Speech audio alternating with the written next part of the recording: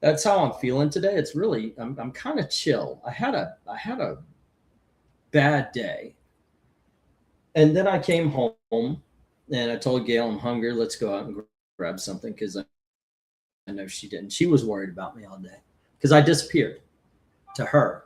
And we went out. And she didn't want anything to eat, so instead of food, I got Taco Bell and came back to a box of comics on the porch, and that's always good. Yeah. Hello, Tarek and Boyd. Welcome, one and all, where you can expect champagne wishes and caviar dreams for your comic book wealth.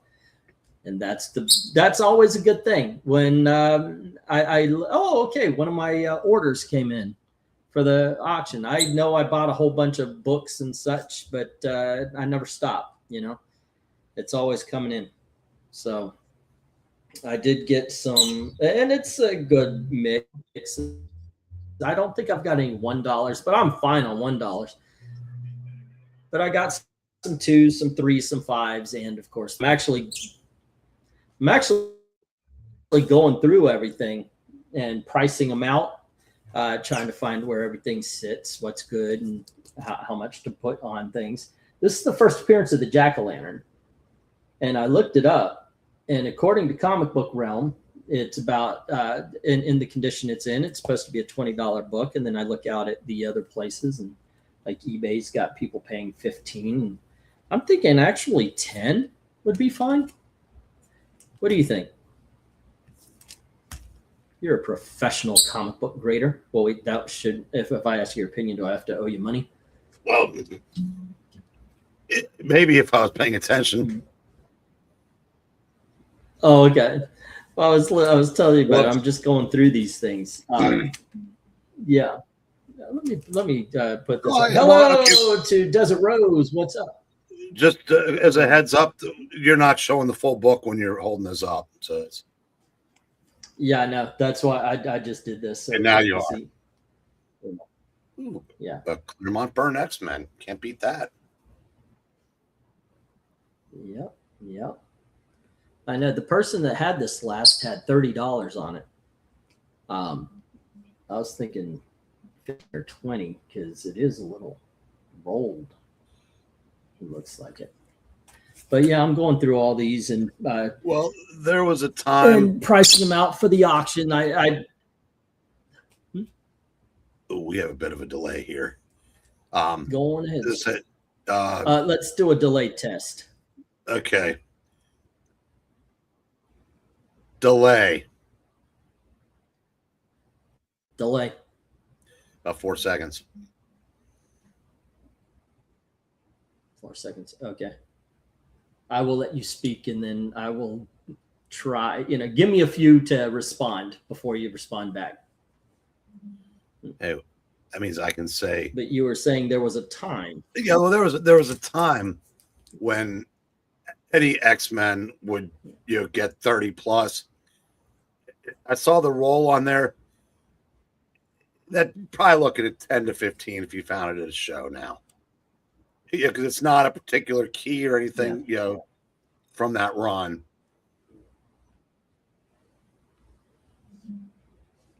These are making a comeback. I decided on some books I want to keep, and if I get in a desperate spot, maybe I'll put it for sale. This has always been one of my favorite Hulk covers.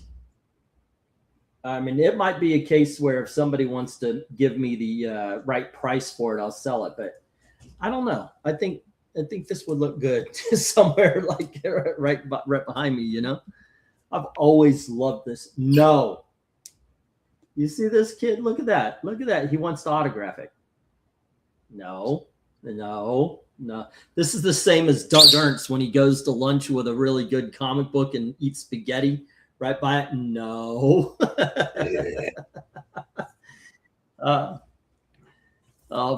Yeah. So I've been going through these and pricing them out, but these are the ones that came in that big box of comics with all the good ones and such. This is, as far as I know, just an Inhyuk Lee, or however you say it, variant of a not key comic. It's like this person had $20 on it. I'm assuming it was for just what is this? It says backstock, $20. I don't know about that. I mean, I could see raising the price a little bit, but $20. What is that? I don't know. It's Batman 126, the Lee and Hyuk, however, Hyuk, hey Lee, variant. Okay, so that makes it a few years old. So there's a very good chance that that's not worth $10 now, because I said, there's variants there. It's like vanilla stocks. Yeah, some of them retain, and Hyuk Lee is actually a popular artist. But I don't see $20. I see $8 maybe. I mean, But the people that chase variants, there's always the next shiny penny. I know, right? The book you held up before that Hulk 105, that's always going to be worth a few bucks. I personally, if it's one of your favorites, I would hang on to it, because Hulk's one of those books that should get more than I've got. Oh, go ahead. I picked up Hulk 102 for $40. The cover was detached. Okay. But the one that wasn't was $60. I was bidding on a book. It was a restored cover on original pages. And I was like, you know what? I don't give. It's the original comic book, but it's got a restored cover. I don't care. And I went all the way up to 43 on it, and got distracted by family stuff. Came back, it sold for 48, and I was like, oh, I would have so loved that back on my wall. But what I did win, and it will not be in the auction, is a lower mid-grade copy of Conan number 24. I was thinking Red Sonja. First full Red Sonja. Yeah. Yeah, because 23 is her cameo. Okay. Yeah, 23 is the cameo. 24 is her first full appearance plus first cover appearance. And that's either going to, that's either going to be on my wall or maybe a birthday present for RDV, but don't tell him. Let's see. Hello to everybody. Oh, shit, just got here. Did Jim Sorensen buy everything already? He has. Well, I was just showing off some books I'm pricing right now. I haven't done the unboxing yet. England team is doing unboxing. Yep. That's going to be happening just a bit. Hey, Tony, I didn't think it's an auction. It's an unboxing. Yep. Yeah, sure. Yeah. I'm very chill. Okay, let me tell you about my day today. I had to go to the post office because I found out our change of address did not go. Like, we have not received a lot of our mail. And when we went to change our storage from a big storage shed to a small, they said they sent us a lot of notices. And so I went and I found out that for some reason they didn't do the change of address on us. So I brought pieces of mail, said, here you go. And I told them, look, I've even got packages there because I forgot to charge Timo. And when I sold that comic, I bought this button down Werewolf by Night t-shirt, or not t-shirt, but a button down shirt. And it's really cool to a geek. So it's sitting there in the, so I told him, okay, at least you need to bring it here so we could get our mail and such. And because the post office right now delivering mail to an address they absolutely know that I'm not at, which is actually illegal. You can't do that. There is a federal code that says you cannot knowingly deliver mail to the wrong address. And I got all that settled, and I thought, you know what? I haven't been to the flea market. Let me go clean up the booth, see if everything's okay. And there's another comic book guy. I looked, I saw he's got a lot of new stuff. So I said, okay, I'm going to go over to the other flea market across town. Now, some of you guys don't know, we've been trying to change our tag on our car because it still says 24, we've had to go through so much freaking bureaucratic tape, and it's hard to do when you're in a different state than what the car is now. Granted, with the move and everything, we haven't done anything in a while for it. So on us, I turned the corner, didn't see the cop, because usually I try to avoid getting any cop behind me, but a cop comes up behind me and follows me to the flea market, pulls me over. Okay, they get out and they talk and they get me information and all that, and they ask me, okay, you know, I saw your Florida tags. I thought, oh, that's cool. Okay, this guy's up here, what, for the snow? Why are you here in freezing temperatures? You know, he's asking me that, and I said, actually, we've lived here for a little bit. And he says, how long? And I said, a couple of years. And, you know, I was real honest with him. And he says, nothing's changed. I still have a Florida license, the whole 9 yards. So I told him about the whole thing with the bureaucratic tape, and how, like, even when I was trying to get my ID changed, it was like, well, you need this ID. Now you need this ID. No, that one's, you can't use your passport. Your passport's expired. So I got to get my passport before I could use it as a thing, but I can't do that because I got a Florida license in India.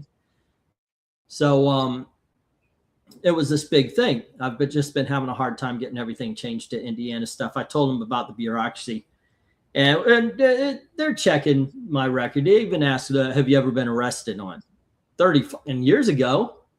So is that are you guys going to use that for something now? I was like 20 something years old. And there were two of them. One's a little, so it was like Mutt and Jeff kind of situation. And the taller guy's a little older. I kind of figure he's seen things, you know, because he was easy, like the young guy. Oh, let's get him. You know, he was a little bit more bulldogish. And he's just talking. He's yeah, we've all been there with the bureaucracy, all that kind of shit and all that, you know. So they were talking, they were asking questions and shit. And then they said, we can't let you take this car. You know. And he says, I'll tell you what, we're not going to tow it. But I swear to God, this is what they did. They were fucking with me. They were fucking with me. They said, we're not going to give you a ticket. You're honest, blah, blah, you seem all right. And I even told them, I said, look, I'm an old man and I drive like an old man, especially with the bad tag. I don't want anybody to notice us doing anything. And so he says, but here's the thing, you got to walk home. And I'm thinking, God damn it, it is fucking 30 if it's it tops. He says, you got to walk home. You got to call the tow truck. And I'm like, this guy, they're fucking with me. But I'm also thinking, okay, if that's the case, I'm going to get off easy because they could just take the car and we're totally fucked. So I start walking and I'm thinking, God damn it, they're going to tow the fucker anyway. They're going to tow it anyway. And I'm walking, I'm fucking tired. I am fucking tired. I probably walked about 30 minutes, 45. They and here come the cops again. And the tall one says, we're just fucking with you. Go get your car. And I thought, oh, okay. You give me a ride? He said, we can't do that. And they drove off. I'm like, motherfucker. So these bitches are fucking with me. These bitches are fucking with me. And I was getting, I don't know if you ever met my brother, but my brother's a bit arrogant. Like, you are doing this to me. And I started feeling that. And then intellect popped in and said, okay, well, here's the thing. Yeah, they're fucking with you. They could have told you this right there by the car, but they're doing some sort of punishment. Like, they're doing the punishment instead of me going to court and so forth. And I said, but that would have been a problem because they could have taken the car. They could have towed the car. They could have done all sorts of things that they didn't do. So I walked back and my legs are fucking jelly. My legs are horrible right now. I am fucking tired. It was a bad day. It was a bad day. It was a fucking bad day. And then, I mean, the guys that when they were talking to me, they were okay. And I got to say, like I said, the intellectual part of me says, okay, well, this is a net positive. You know, I could have lost a lot of stuff. And it's kind of weird because we're not pulled over. We don't get pulled over. You know, there's not a lot of cops on the street. It just happened to be bad luck and everything. So that was my day. And then, yeah, like I said, came home to a box of comics and 200 bag and backing boards. So, you know, I've got something to do. All righty. Let's see. But that was my day. How was yours? Gail, by the way, I had to pick Gail up. And I really shouldn't have. Are you saying I'm being long-winded? God, Okay. if I wanted this, I'd just watch Mad Men with a box. Point being, I keyed. oh, come on. I'm more interesting than that. I know, because I'm not talking about Doctor Who. Yeah. What? But yeah, it was kind of, I got home and Gail was scared. She was about to call hospital. So yeah, I was 3 hours late picking her up, but I didn't pick her up. She had died here and was worried. So, alrighty. There you go. That makes. 8, 3, pumpkins. 4. Go on ahead. Yes. You might want to go out and come back in. Your Max Headroom is laughing at you right now.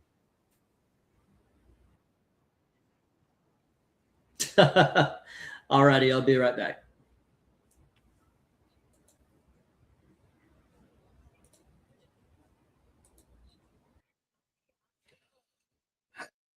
Damn, I thought he'd never leave. All right. Anybody got any interesting stories? Let's see. He loves comics. Quite a few baseball deals done today. Finally, my Yankees did something. Yeah, what are you telling him for? He thinks the Yankees are the Revolutionary War Army.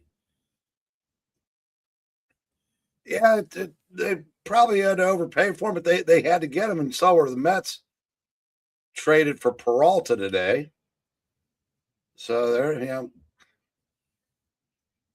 I still don't trust that team as far as I can throw them, but they took him out of my division. Hello. All right. What was the last thing you heard?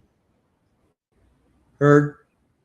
Yeah, it's probably knocked a second off of the delay too.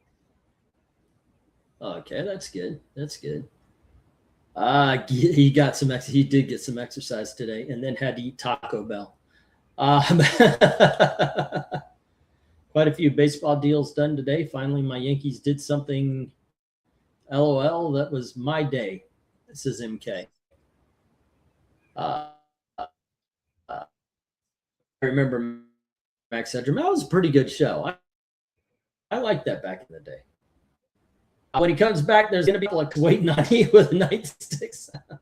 Yeah, I don't know. I actually thought they were nice guys. I don't think one guy was a little bit more bulldogish, but yeah, he didn't have to drop. No, I didn't have to. There you go.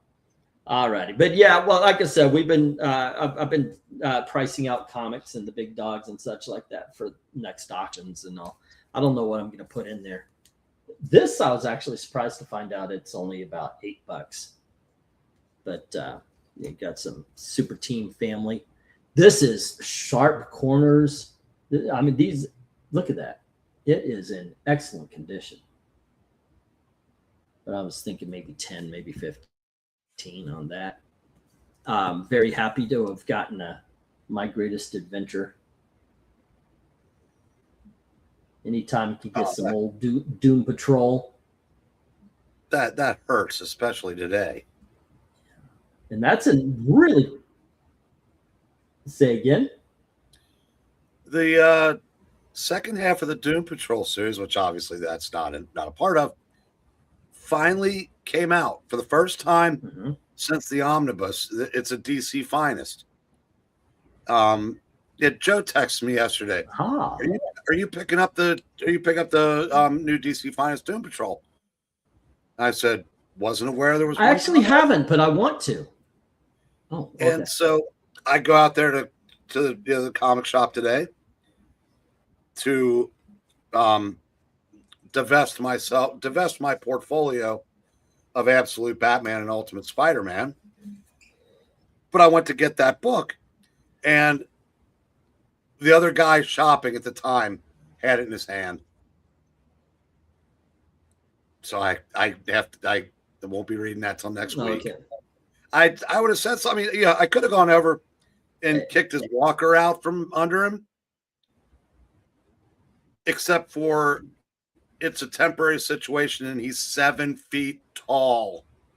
Funny. That's funny. Nice guy, actually. Oh, Henry is saying Henry says he's taking the Seahawks to win it all. Who do you got? Would have been a better AFC champion if Bo Nix did not break his ankle. Yeah. You think that it's going to be the Seahawks? My heart says Seahawks. My head says LA. Because as much of a Darno fan as I am, I almost need to see him win one more playoff game where he didn't have to do anything against the Niners because they were so banged up. You and I could have played for him last week. But I need to see him do that against, another team. And I do think at this point, I think whoever wins the Rams-Seahawks game wins the Super Bowl. Because, like I said, Denver's quarterback is gone, and the Patriots are just now learning how to win again. So, I don't know. Patriots, Seahawks, maybe the Patriots. If it's Patriots, Rams win easy. That's my prediction. But I'm okay. Always wrong. So.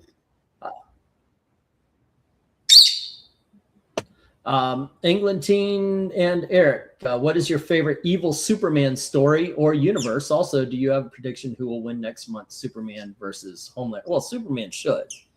He's just a more powerful person, and Homelander's never really been tested. So, yeah, Superman should. It should be, hi, I'm Superman. Hi, I'm Homelander. And Homelander punches Superman, and Superman goes, you need to walk away. Okay.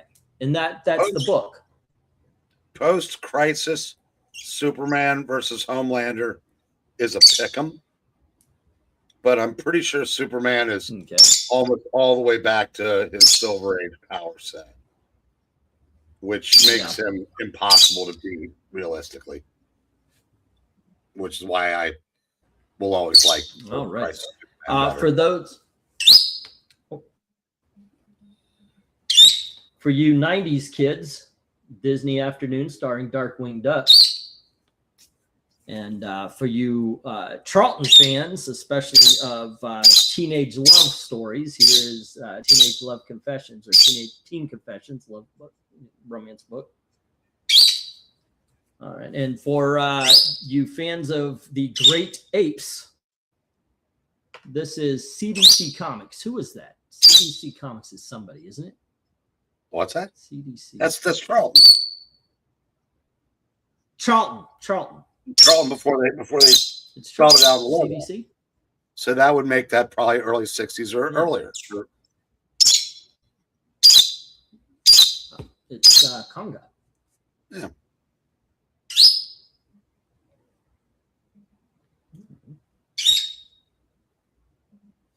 There you go. And Conga's Revenge.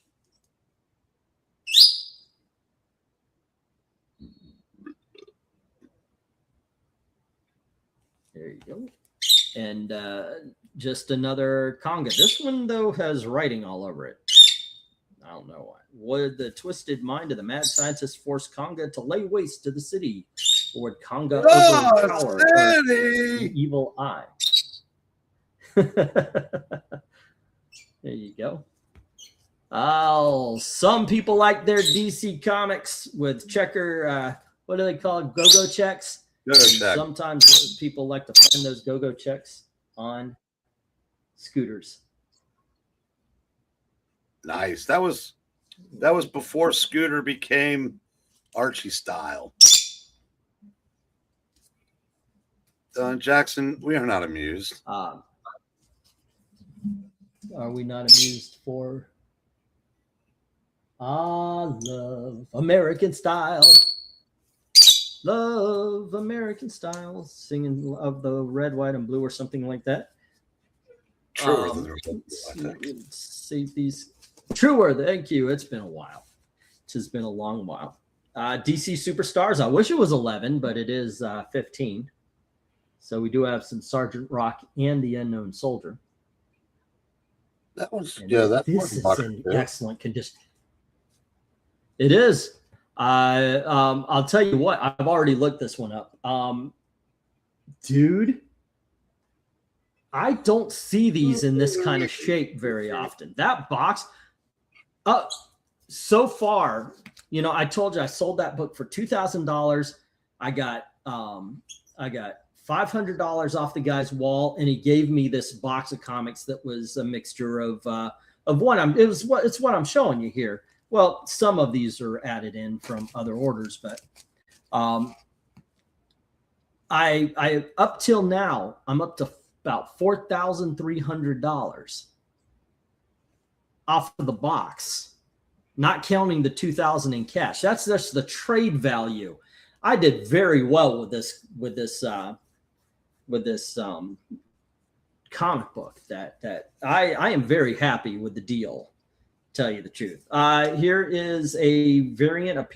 I don't know who this is, but it's Ultimate X-Men 3 armor variant. I know some people are liking the Ultimate X-Men and Marvel. This is a $5 book. It was in the box, but I looked it up. It's a $5 book. Last Barbarians #1. So is this one. It's Gwenverse #1.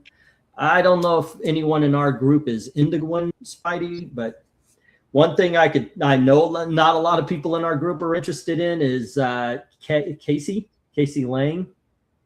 What does she call herself? Stinger or something like that? Who knows? But that's the first appearance of her. We got first full appearance of Arnim Zola, and that is Captain America 209. There we go. A very, very famous, not one of the, I wish it would have been ones like the Hulk comic or whatever. This is a famous, but not so famous. It's worth a gajillion dollars cover. But this is Captain America. I do believe that was 107? Yep. Yeah. This is basically a retelling of the origin. 104. There's something to this, but this is issue #4. And you don't buy one, as you see, it's the Red Skull. You don't want to buy this by itself because the story starts in 103. You want to get. What's up? No, you froze for about 10 seconds, and I thought that you showed the book while you were frozen, but you hadn't.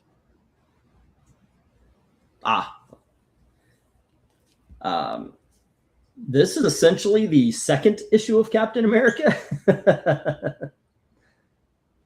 There you go. Is that 101 or 102? Here is one. This is one. Oh, yes, that's the third issue. Sorry. How? Yeah. And then we have the first appearance of Diamond Head, but this is Captain America issue. What is that? 129? 128, 6. Okay. And then the second, by the way, the second issue of Adam Warlock, basically. And this is, by the way, also I found this out when I was looking it up. This is the first issue where he's named Adam. So, you know, not a huge key, but it's something. I was actually kind of surprised to find out this was only worth $8, but there you go. It's an $8 book. And then we got the Incredible Hulk 106.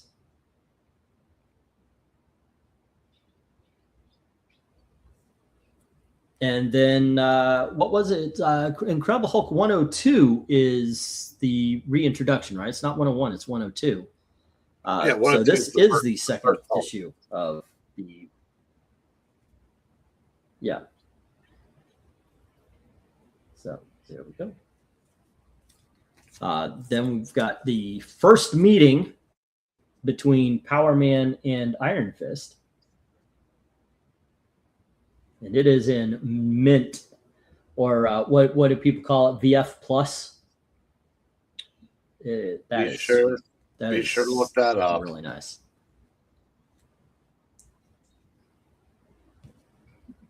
Oh, I will. To find out like the price. Yes, I mean that one's worth significantly more than $49 and $50. Okay. What do we got? What do we got? You did good, kid, says Grand Admiral. You are not going near the books. Okay. It was a very happy deal. I actually told him because he says, "What are you looking for?" And I said, "Well, my dream is $5,000." And then I said, my I'm okay with it. I'm still happy is 3,500 and a box of comics. And I said, I might be able to stretch it to 3, but I won't be very happy. Maybe, and he goes, and he says, well, I could give 2,000 cash, and that's when he added on the wall books. And I said, how about this box over here? Because I'd been going through it and I noticed there was some really good books in it. And as you can see. Let's see. I hate winter snow. There's a video on YouTube, drone videos, 100 car pilot. Wow. You would think somewhere around 50, they would stop. Maybe. Yeah. You know, anymore, you don't know what's AI and what isn't. Hey, by the way, yeah, it's true. 48 is 95 now, but 50 is up to 85. That went way up. Who's buying this stuff? Yeah, 50. Yeah, 50 did go up. And what'd you say 48 was? 95. Wow, that's 95 in mint. Shoot, that's not. I'm not sad about that. I wouldn't put that on this. I would pass on this. I would definitely pass on the savings there. Long time ago. And I've got the Marvel Essentials downstairs, so I could pick it up anytime. I don't think I would to read it. Yeah, but that has the best one page when right after Danny says, "Mr. Cage, turn around." And the next panel is him getting punched out of the house. That's just not as effective as black and white. That might be the single coolest, panel John Byrne ever did.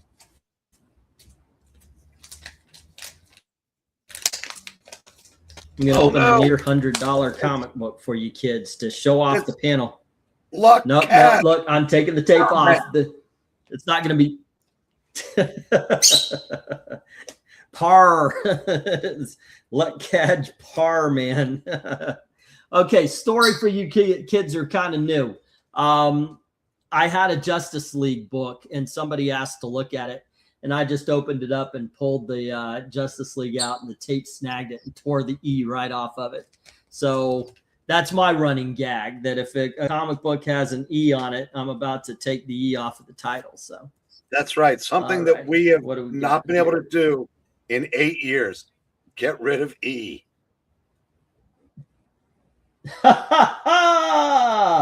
Okay, yeah, I see it. You're right, because it's a you got the panel right here,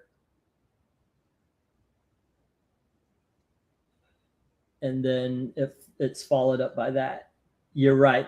That is awesome. That is a great is that the centerfold too?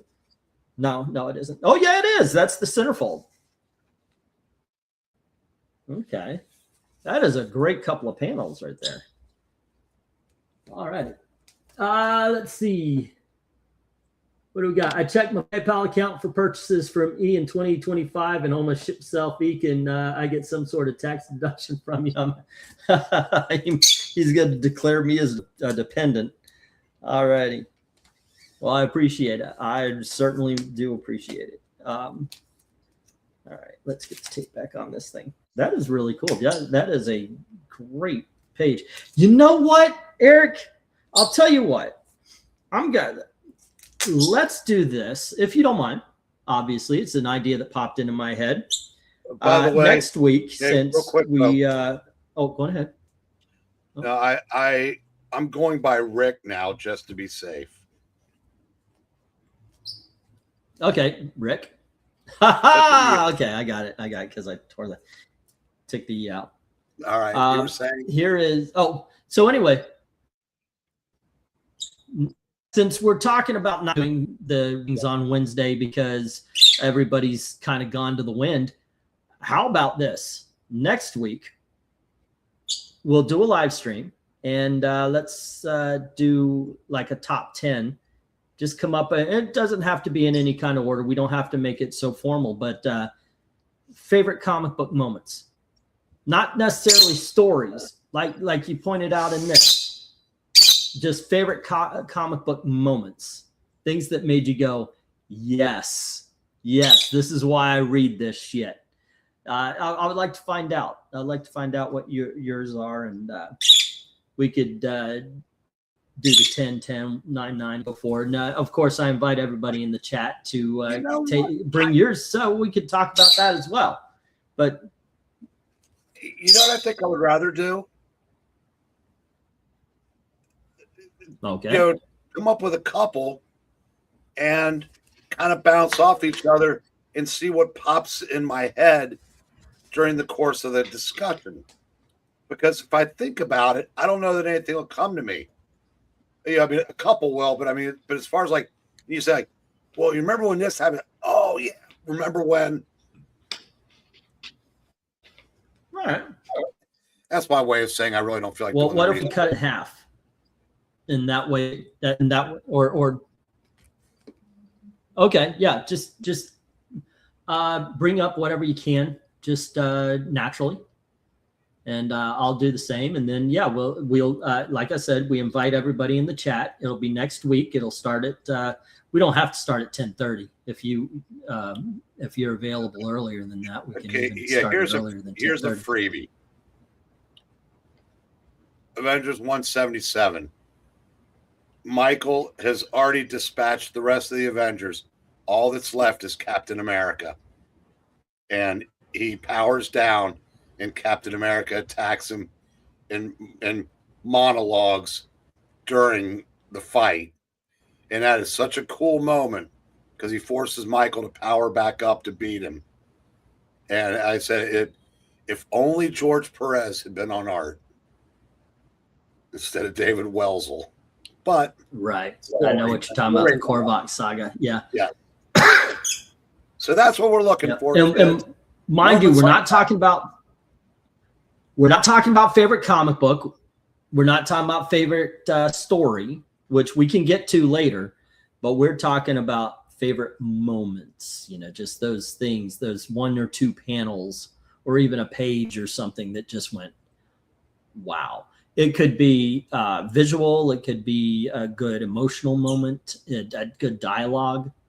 That would be really cool. Top 4 Mount Rushmore moments. I'll say Uncanny 137, Death of Phoenix.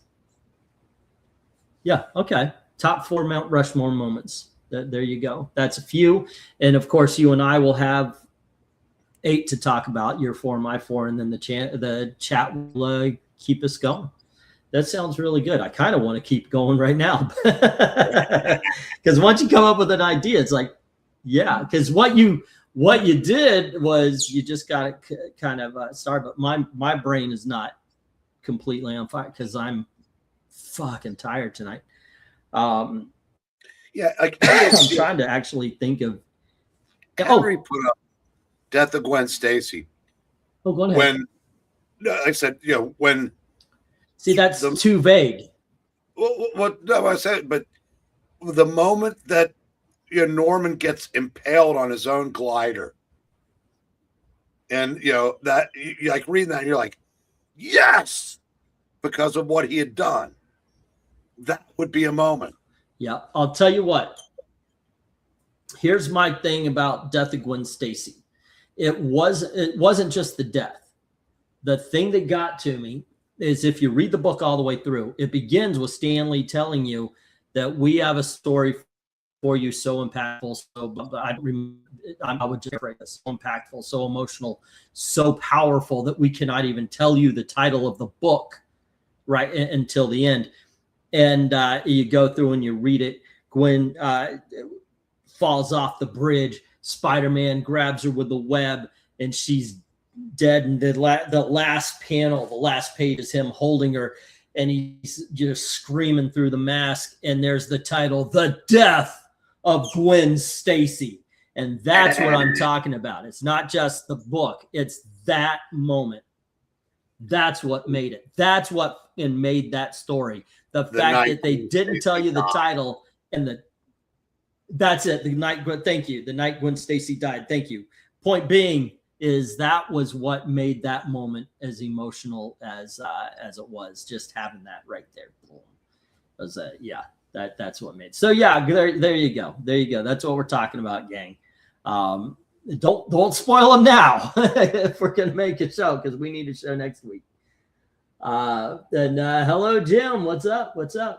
But yeah, I have one scene in my mind, but don't say it. There you go. Hold off. Like I said, the bring in your top 4 moments. We might actually say it before you do, but hey, talk about it when it comes up.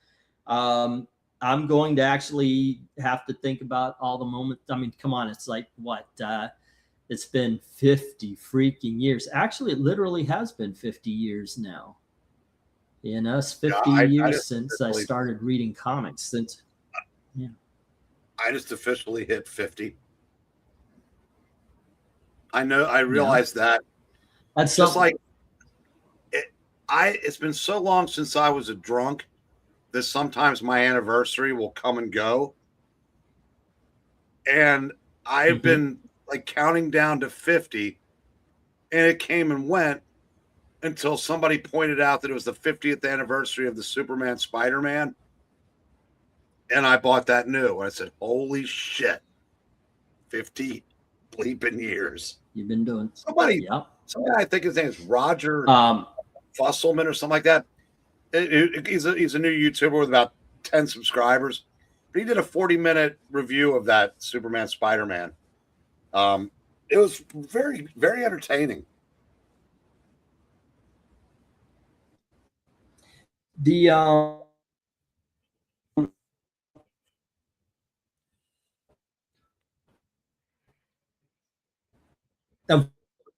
graphic novel my parents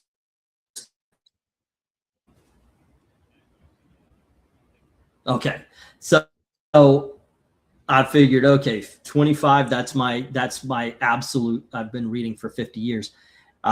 They took us to the library, and I found that the greatest superheroes stories of all time, that white one with Superman flying and everything, and it's a whole bunch of Golden Age stories. When I recently bought it for myself as a birthday present, and I went through it. What kind of is really cool about this book is it's not just DC, because I thought the characters I fell in love with were like Plastic Man and Hawkman. I thought they were freaking wonderful, but it also had Captain America, and it had the Spirit in it.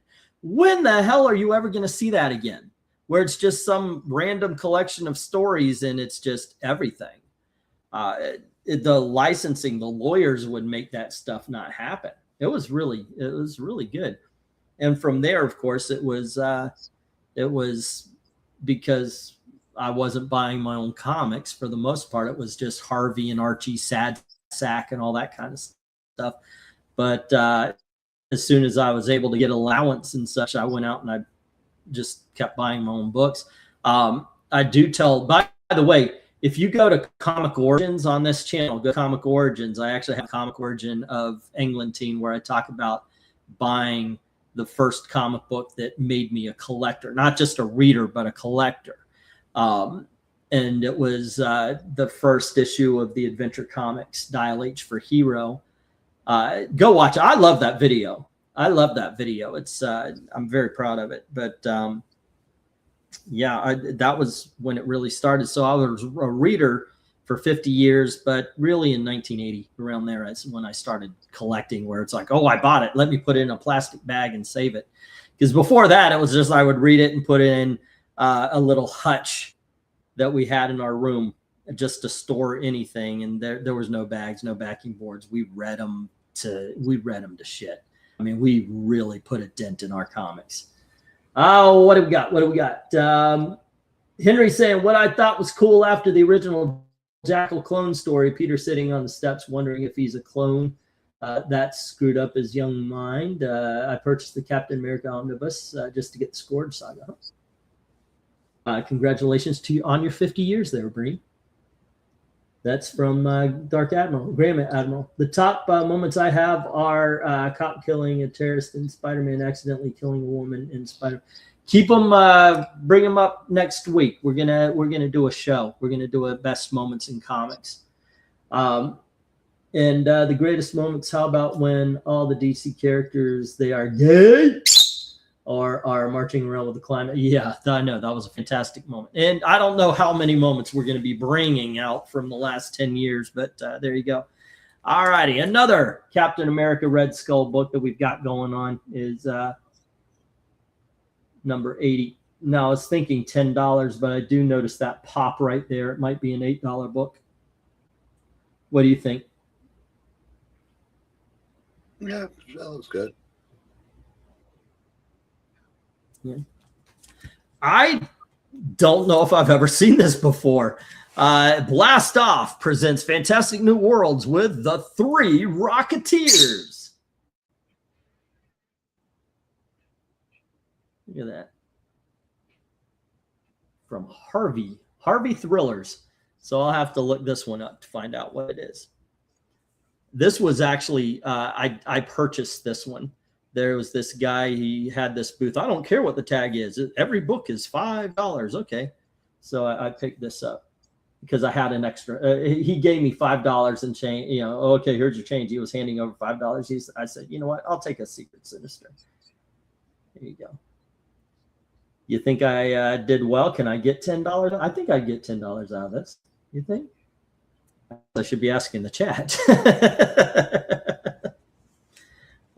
This is a first appearance. I think the blue lady here. This is Submariner number 37. One of these is the first appearance. Dorma, I think her name is. That's the issue. She dies. And then we number 33.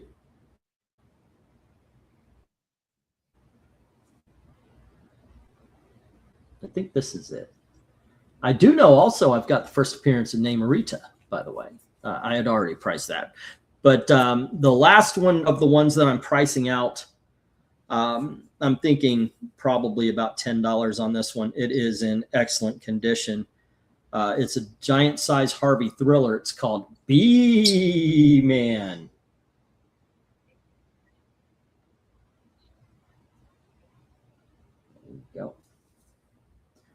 Hello, man. Can I have my hand back?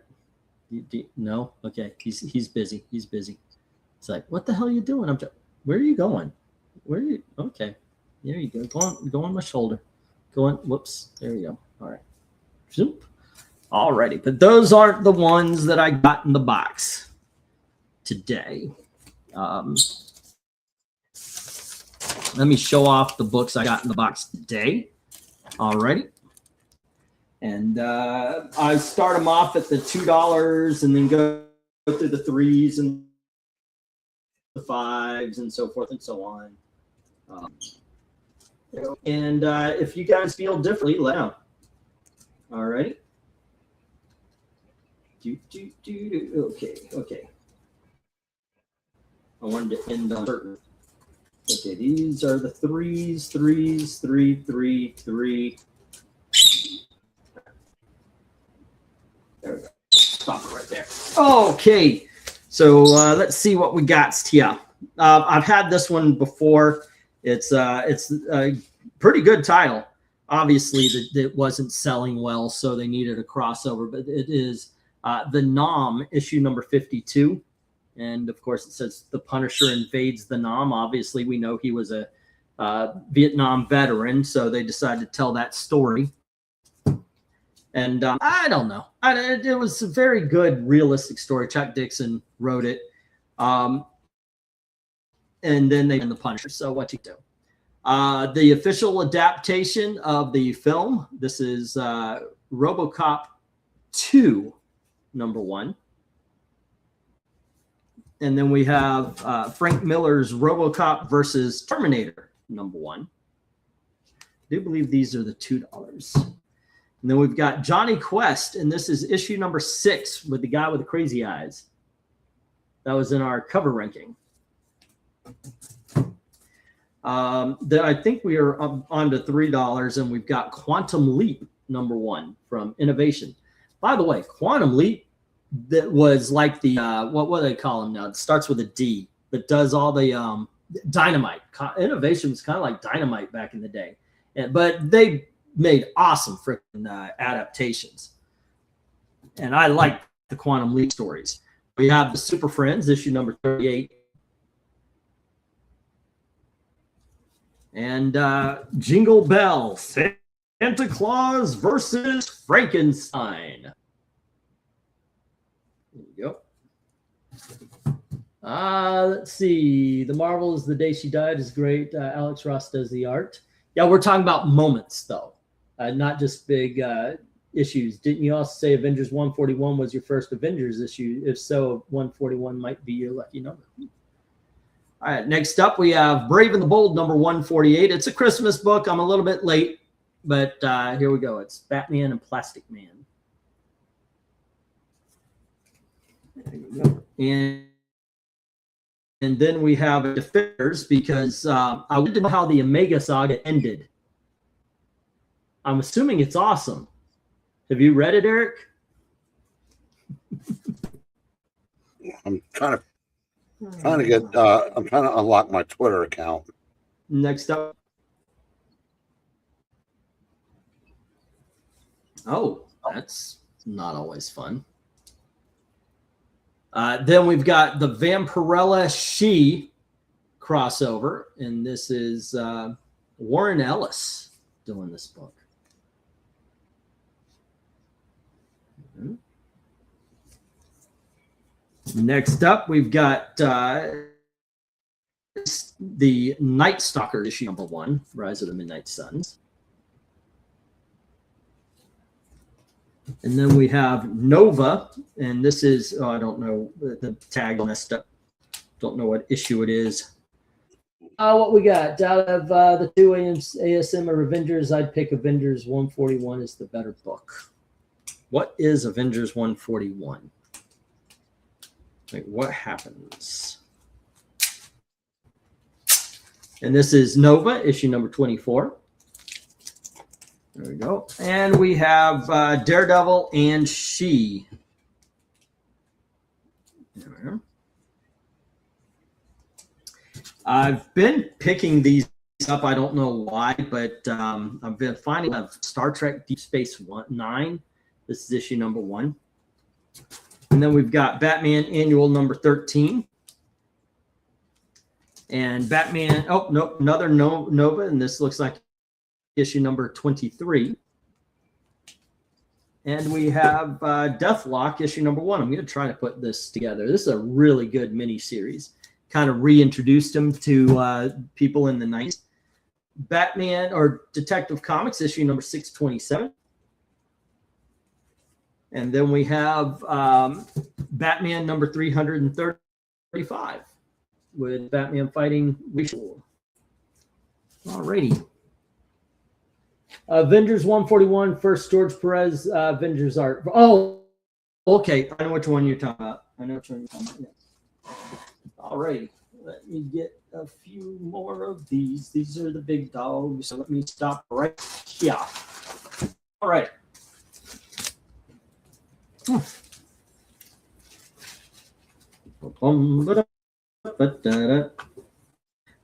Then we have Batman #12. And here is Batman Annual #11. All good stories. I like the Penguin story in here. Batman notices that Penguin's hanging around with a bunch of criminals, and he thinks he's going to do something. So he busts in. He finds out it's like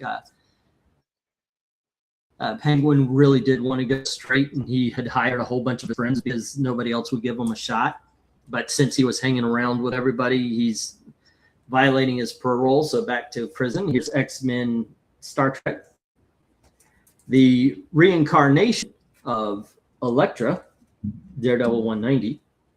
Thor, issue number 281. Justice League, issue number C image. That's what it says on the tag. Do you know what number this is just by looking? It's 207, 8, or 9. I'm going to guess 208 or 209. 209. Dun, dun, dun. Let's see. Damn it. I hate it when they do that. It's, I'm going to take your word for it, sir. And we've got Daredevil 143. Everyone take care. Gots to go, says Eric and Boyd. You take care, man. Be safe. I found, I had to do a workaround to get that video sent to Sports Ball, but I posted that in Sports Ball. It's a nice review for fans of that particular crossover, right, Coco? Then we have Daredevil 162. We have an Art Adams Action Comics Annual. This is Action Comics number 1. And then we have Action Comics Annual number 2. We have the Harlan Ellison Dream Corridor one shot, which is really good. The Guardians of the Galaxy, issue number 39, the shiny cover where Wolverine's skeleton comes to life. America versus the Justice League, issue number 1. This is an excellent story. I'm going to try to find the rest of that. Let me put it back together here. Speaking of then we have some Batman, issue number 322 goes up against Captain Boomerang. What's up? I said, speaking of excellent stories, the Action Comics Annual number 1. If I'm not mistaken, Art Adams does the interiors also, and it's a early Batman crossover post-crisis, and it's about swamp bayou vampires.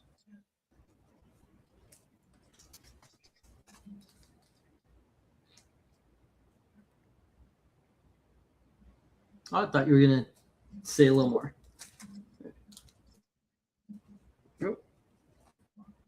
Nope. We have Batman 364 and Batman 370 and Detective Comics issue number 99. Right. Hello. What's going on, kids? England camera freezing. Can't see all the books that you're showing. Man up with Ethernet cable with Wi-Fi. You actually unplugged in, by the way.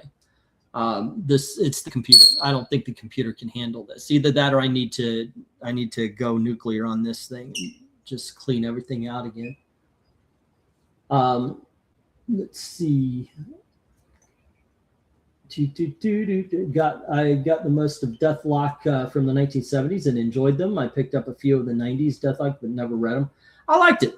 I liked it. I like the 70s, and I do like the 90s run as well. I don't know what you guys did or did not see as far as those are concerned. These are the big dogs, the ones that were. You got to stay there, boy. All right. There we go. Okay, let me get those here and get these into the box. Over there. Oof. Right away, I managed to procure a Savage Sword of Conan, issue number 211. There you go. And first appearance of Kyle Rayner as Green Lantern. That's Green Lantern 51. An excellent comic book. This is Batgirl Special, the last Batgirl before she got shot in Killing Joke, which originally was not supposed to be canon, but they made it canon. No worries here, Henry. I appreciate your advice, and I understand. I'm actually, I do want them to get people in here to see if they can't get a new cable, because we are working off an old one. I don't know. Maybe that's it. So the next time I have a good auction, I'm going to just say, come up here and change the cables out, or maybe we need a new box or something. Something's going on. We've got the Days of Future Past trade paperback from, what was this, the 80s or in the 90s? And it's basically the 2 issues. Nowadays you'll get, and now you have the King of Pain and all that kind of shit. Here's Thanos Quest, issue number 1. First appearance of the Suicide Squad. That's Legends issue number 3. And we have the New Warriors issue number 1. And Batman and the Outsiders issue number 1. Show us Legends 3 again, because you were frozen the whole time. No. Legends number 3. Nice. Up. All right. And then there was the Batman and the Outsiders and the New Warriors. Okay. That's enough of that. You can't eat these. Can you? We got I'm very appreciative of the fact that my brother, my computer just died out, and I'm very appreciative that my brother he was here visiting. I didn't have the money at the time, and he just went to Walmart and bought a computer. Now he bought the cheapest computer, but I'm still grateful that he did that. At least it helps me do this much. How much my comics do you have? We got about a short box. I didn't use any of my credit last Saturday's auction. It should still be at 150. Okay. And then Luther Manning was the original Deathlock, slower, so it gives time to catch up. Oh, okay, yeah. So the first She-Hulk as an Avenger. Although I would have picked Rom. Of all of these, let's go with Rom and Black Bolt, because I want to see why he would leave the Inhumans.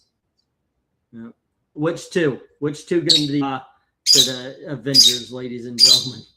Like, how about we just get Silver Surfer and everybody? Silver Surfer, Doctor Strange, and why is the Defenders not the most powerful group with those two in it? But there you go. That's just me. You noticed when the then Defenders I've got some Sergeant Rock in.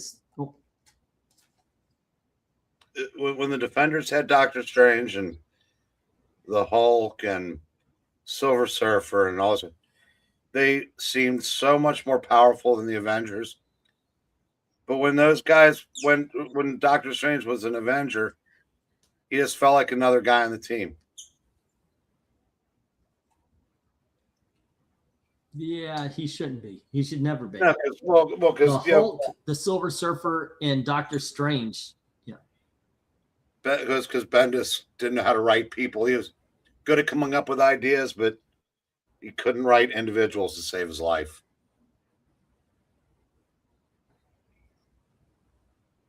Right. I'm going to change the bags on these. I think these are old, and it kind of makes the books look less attractive. But here's Sergeant Rock, issue number 392.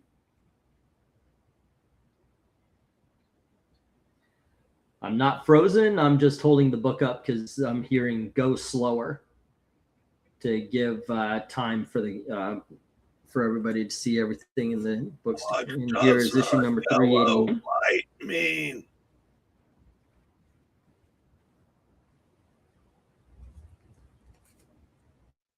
And then we have Unknown Soldier, and this is issue 258.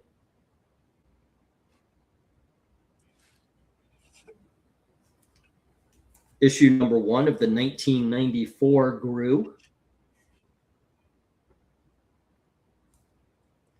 I give that cover a Annual 1. X-Men Annual number 6, where Storm is X-Men Annual number 6, where Storm becomes a vampire. I give that one. Before I use this one, I'm going to try to find the. I know, right? This is awesome. This is not the best Storm cover, and it's the best Storm cover I've got to show you. But before I use that annual, I will try to find what was 160, 153. Yeah, he turns into a. I do have issue number 147, and that is an excellent Storm cover.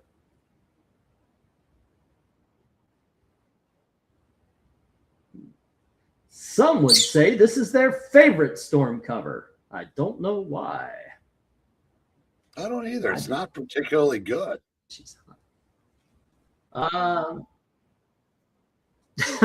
Really? I disagree. That is an excellent. I think she's much better drawn on the annual. There you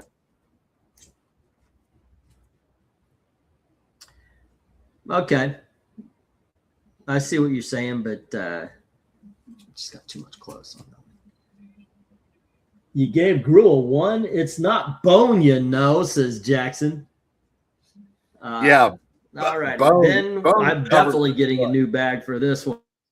But compared to Gru.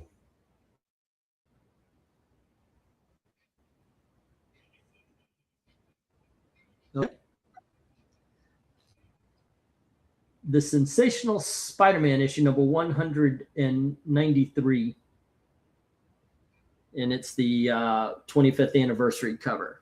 That's Marvel Tales. That definitely gets a better bag. Marvel Tales. Okay. Oh, Marvel Tales. Okay.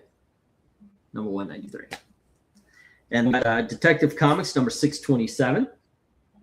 This is an interesting book in that it's the same story told and retold by different artists and writers. And it's so they get to reinterpret the story that started Batman. I've always loved this book. I just like seeing the different ways that people reinterpret the stories.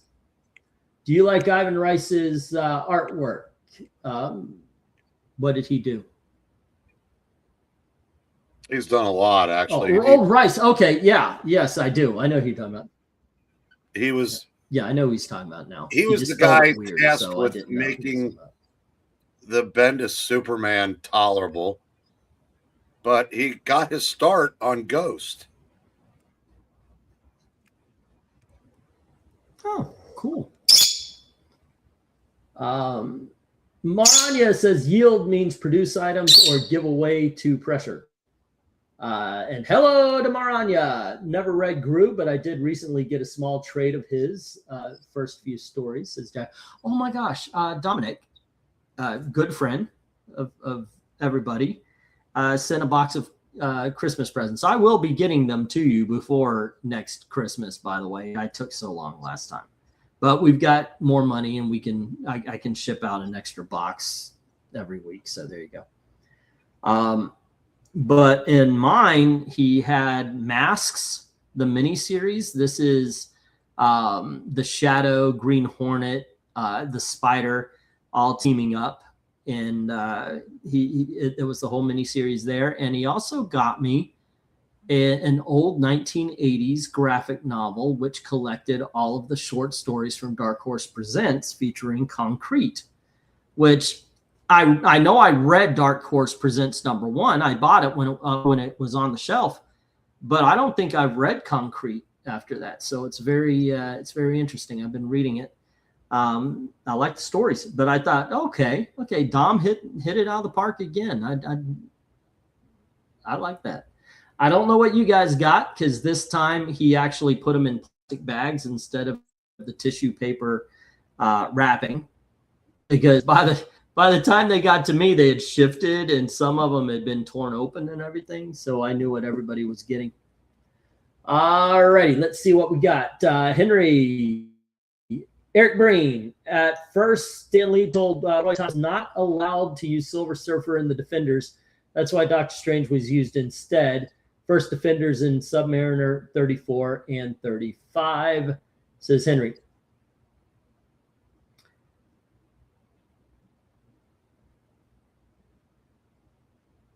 Okay, I was waiting for a reaction, but there you go. Jim says, Gru is a fun read, but I don't think I'd add it to my collection, says Jim. And Tony says it was a joke. It was from an episode of Taxi. Taxi was a TV show in the early. It was a pretty good TV show, too. Okay, you skipped over the... a box for Dominic. Oh, go ahead. Yeah, with the second one goes, I think... Go on ahead. That. Yeah, I did know that. And yes, I have seen that episode of Taxi. I was doing the bit.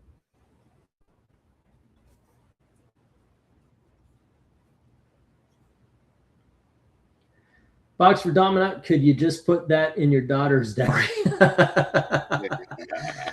Let's see, a memorable comic book moment, the Avengers issue where Vision helped Giant Man and the reverse in the letter. Yeah, but we're looking for a scene from that comic that really, and come up with 4. You can join the panel next week, Mariah. Well, she is. Also, Iron Man number 19, where Tony's heart condition is. Okay, cool. She's coming on next week. Awesome. The first half of Avengers. The first half of Avengers 93 is Ant-Man going into the Vision's body to repair him, and Roy Thomas just goes crazy with the dialogue and makes the EC references, and Neil Adams' art's fantastic. And then in Avengers 140, the Vision goes into Giant Man to basically do the reverse. So yeah, those are moments.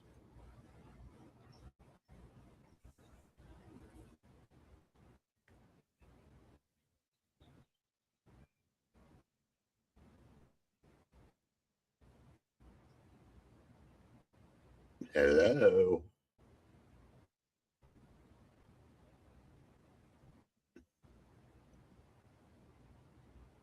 Well, I heard none of that. I heard you say then the Vision does the reverse for Giant. Yeah, Avengers 93 and 140 are the moments she's referring to. Then and those would qualify as moments.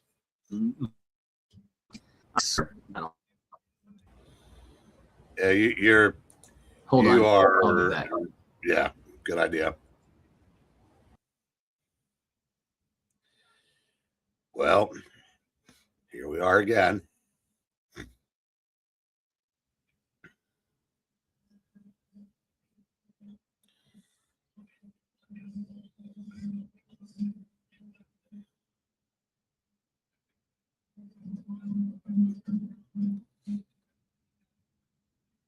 You know what would be cool is if he was better when he comes back.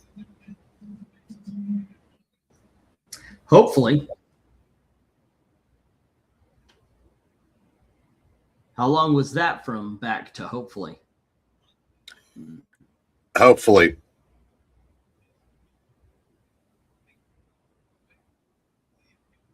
Hopefully.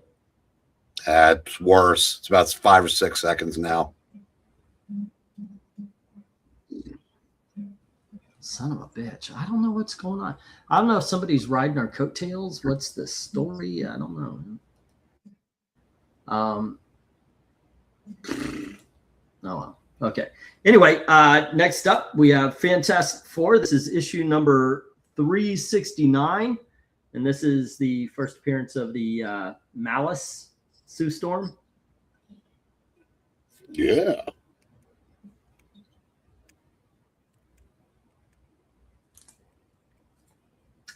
And then we have the Punisher movie special, The Good Punisher from the 90s.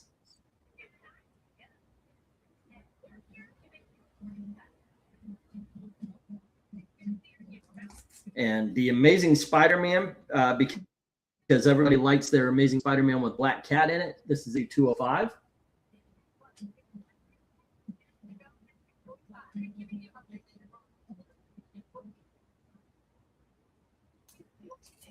And then we have Superman versus Savage Dragon. Now that's a short fight.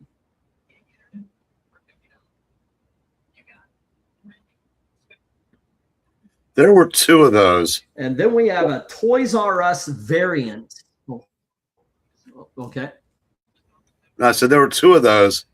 One of them I think was pretty good, but I can't remember which one it was.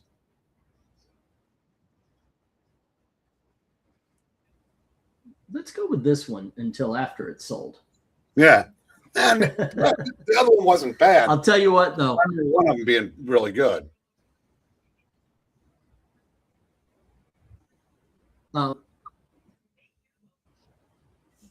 Anytime you start talking, I'm immediately going to shut up. So you just go on ahead and finish your thought, okay? It's just better that way. Also, if you are talking and I'm going to say something, I will raise my hand. Just to let you know so we don't talk over each other, okay?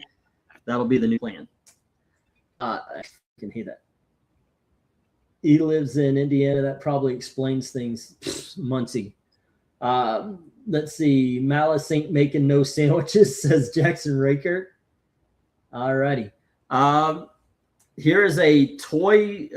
No, this is the Legends action figure variant of X-Men 133. It came with the action figure, I believe. All righty. And then I don't know which one of these are. I know which one's cooler, but I think the last one is more expensive. All righty. And so I've got first up is Star Wars Boba Fett issue 1/2 from Wizard. You had to send away for this through Wizard magazine in order to get it. And it's Dark Horse. It's not Marvel. And it also comes with the COA. There you go.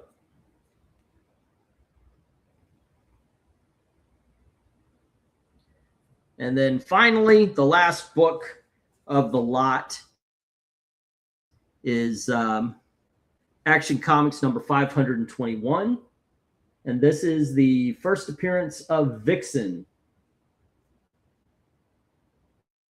It's not mint condition, but one thing I had to find out, this white dot right here is actually on every copy. I was actually, I wonder if I can find a copy without that. No, that's actually on there. What isn't on there is those lines in the corner. So it's not a mint book, but it's still a cool book. All righty. And with that said, that is it. That's all the books I got in the box today. Not a bad. What are you biting me for? What? Right. There you go. You sit there. All righty. I know. But there you go. Those are the books I got today. I'm expecting actually more. And I'll have, I think, probably around Friday, Saturday, I should have a long box of Thor and a lot of good stuff. What we got? I'll tell you what, in 12 seconds. When he freezes up, he looks like he's really stoned. I got news for you.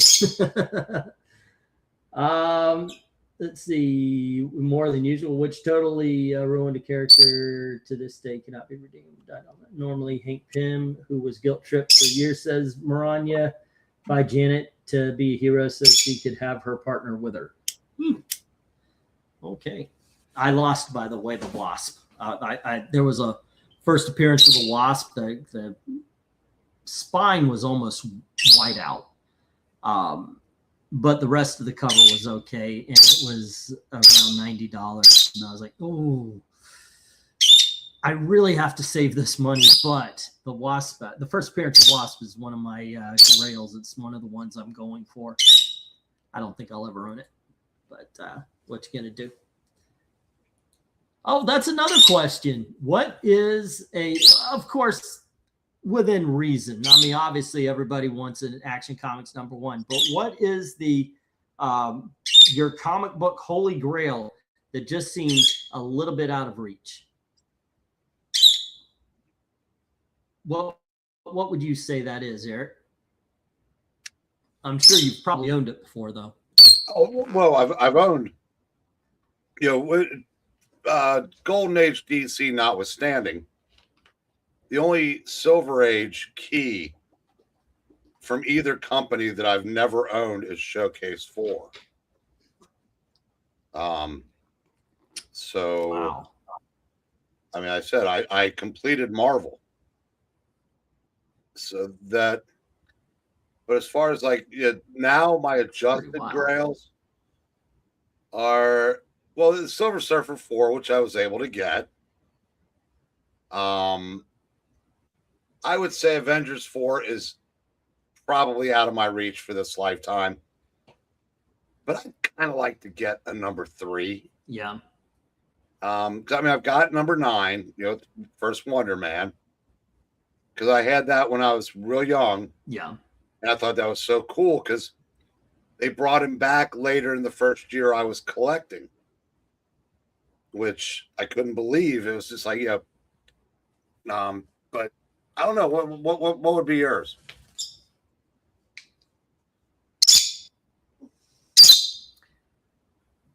And I'm have to from what I'm talking about, obviously it's not the $100,000 books, because that's right.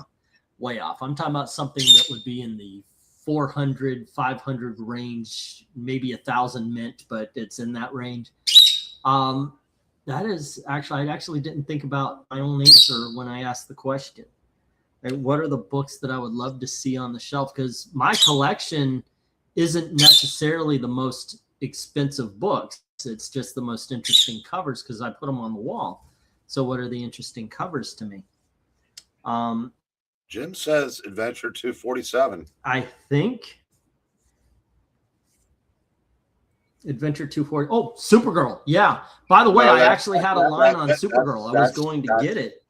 That's Action 252. Legion. Yeah, and I had both of those. I'm saying Legion of Superheroes.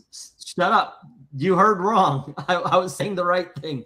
It's when you pointed it out, I was like, wait a second, that's the Legion. I was thinking, because so the first appearance of Supergirl is also one of my things, and I actually had a line on it. It was $1,000, but it was at this comic shop in Florida. I go to all the Coliseum Comics, and I was going to put it on layaway. And this was, we were doing okay. We weren't doing great, but somebody got it before me. They were going to let me put it on layaway and make, every month make certain payments.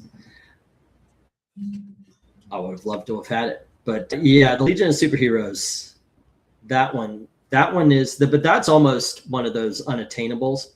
The Supergirl, I forget what issue it is right now, but the one Adventure Comics or Action Supergirl on it. She's holding a phone pole, but it's like the first appearance of 6 or 7 members. I've always wanted that one. That's always been one of the ones I wanted. And the first appearance of Iron Fist. I've always wanted that as well.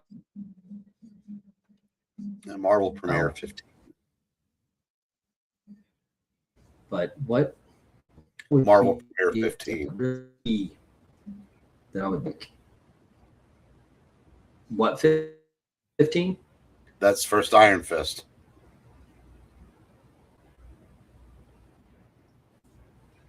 Yeah.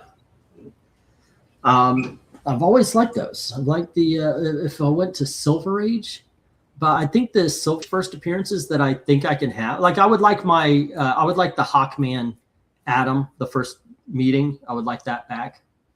There are a few that I've sold that I kind of wish I didn't.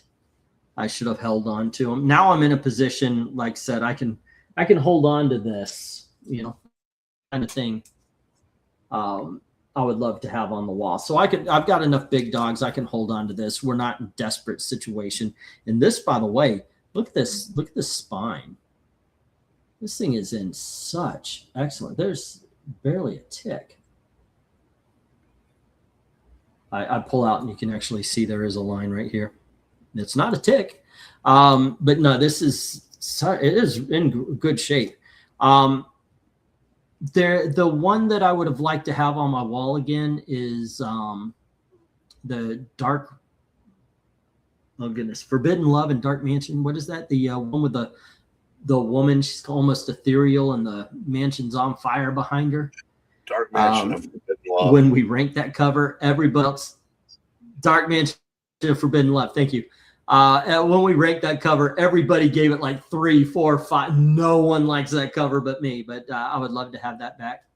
The Superman Kryptonite No More is there, and as far like if Batman, it's a $400 book, but I would love to have that Neil Adams cover on my wall.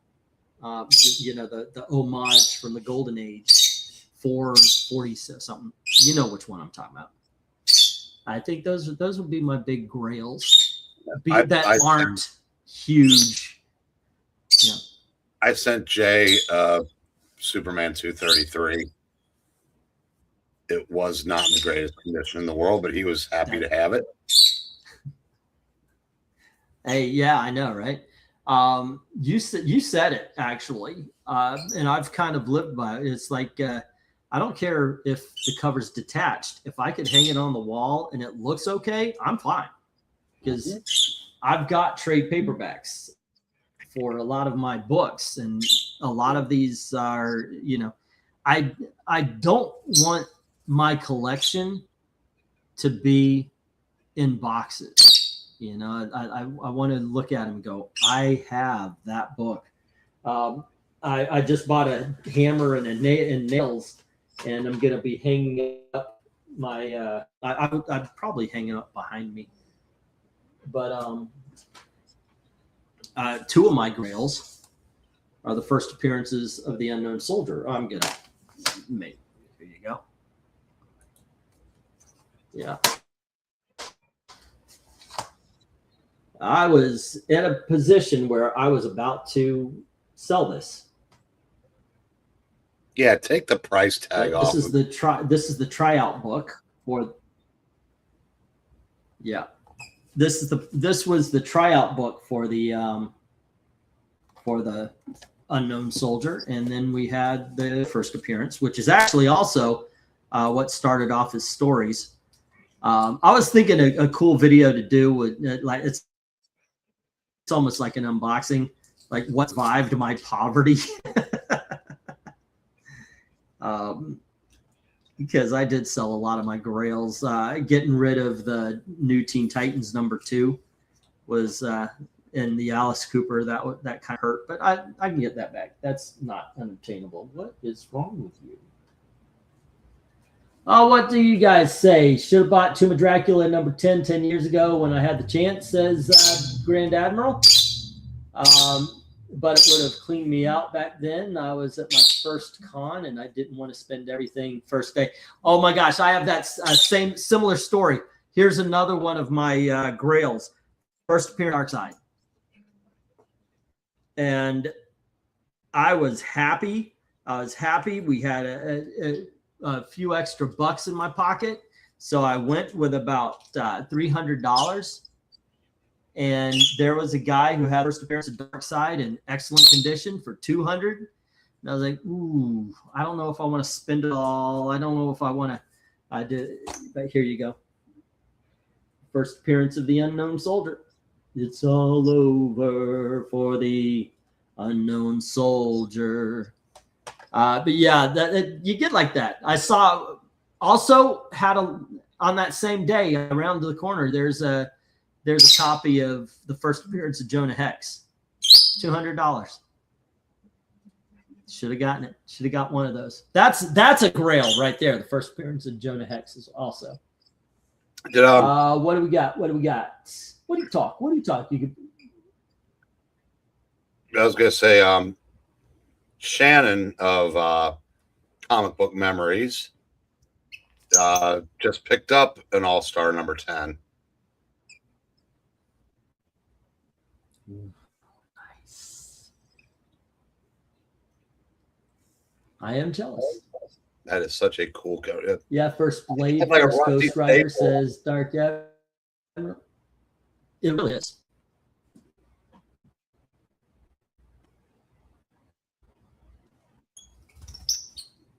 Yeah, another friend of mine, the last Baltimore Comic Con he went to, he sold his Tomb of Dracula number 10 for to trade him in on some old Charltons. Of course, the guy's username is Charlton66, so it makes sense. But he also, and don't listen to Maranya, he sold his Tales of Suspense 39 to add to his Charlton library.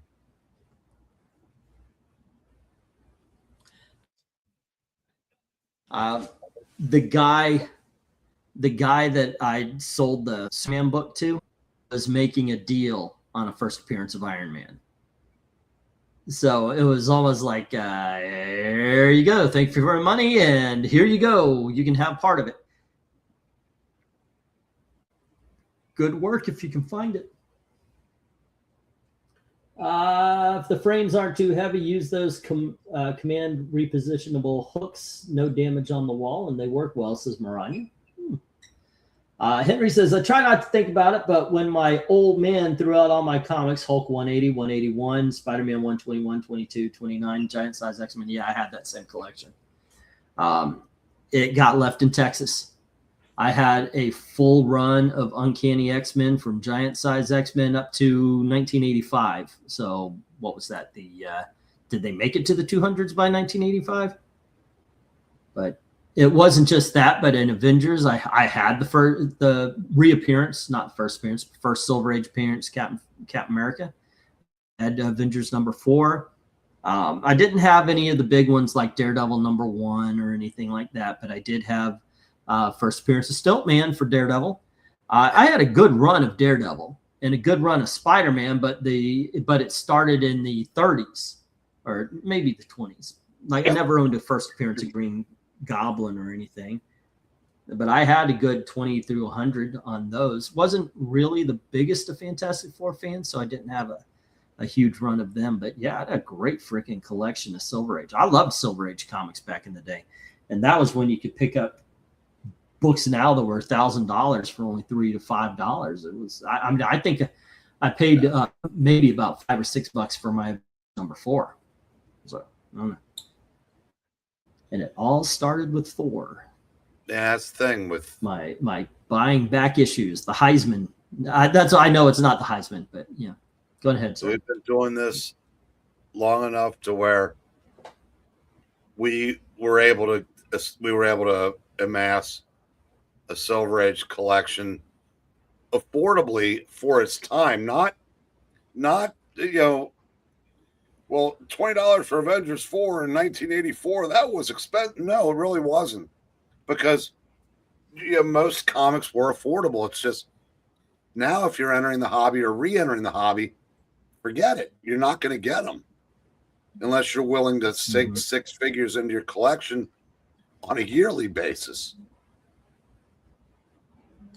Yeah, especially when you consider, man, I should have bought that first appearance of Guy Gardner instead of going to the strip club. There was, yeah, that's a story. There was, what was it? $3.84 was what we were being paid minimum wage when it first started. So if you wanted a $20 book that cost 5 hours of labor, it's not as bad as now when you got those big books. But yeah, I was looking, I went to the comic shop and I was like, I don't know if I want to spend, I think it was $50 or $60 at the time.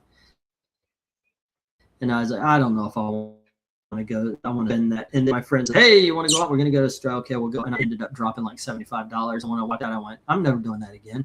I said no to a book I could still have in my hand. And instead, I got nothing.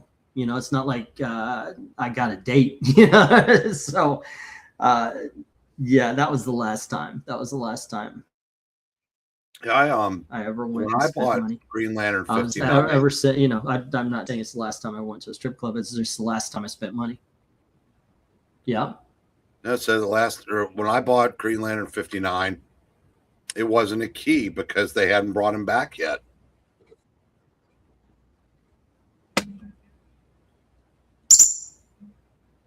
So it's He was real just cheap. he was just Yeah, a a couple one-off. of those. I mean, yeah, I said there was another white guy that became a yeah. Green Lantern 3 issues earlier. That issue is probably worth as much as 59 at the time. And by worth, I mean like not worth anything. See, most people can't because of all the artificial demand by speculators. Yeah, they kind of messed up. If I did that. What's the guy's name? They talk about, oh, this is the hottest comic this week. Somebody asked me to do a video on him, and I did. It was, do you think he's ruining the hobby or anything? I watched him, and nobody said this is the one you need to go out and buy. But the thing is when he talks about a comic book, people go out and buy anyway, and it creates a false demand. If you ask me, and nobody has, this whole absolute Batman thing is going to freaking come crashing down. I think we talked a little bit about this the other day. It's a new book. There's a lot of books out there, and there's a lot of 9.8s, which I'm telling you, I said this before, I'll say it again. If you are slabbing your comics, you're not collecting comics. You're collecting a number. There's a, oh, going ahead. I'm sorry. No, I wasn't talking.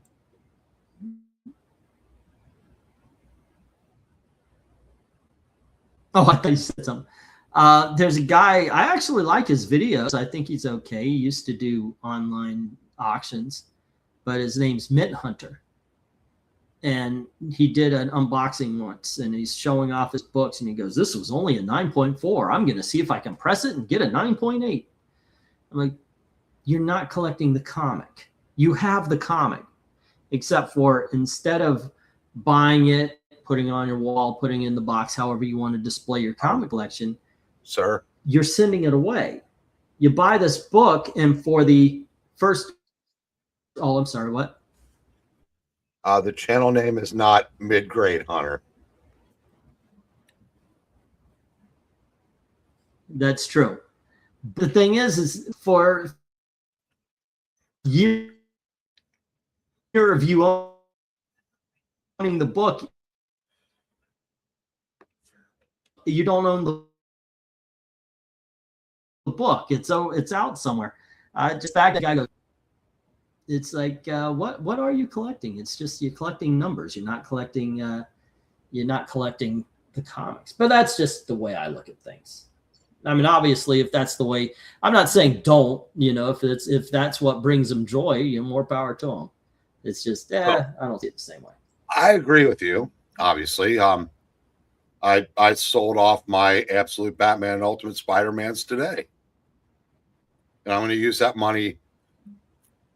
I took it in credit, and if I haven't used it by then, I'll buy the Bronze Age Batman Omnibus with some of that money.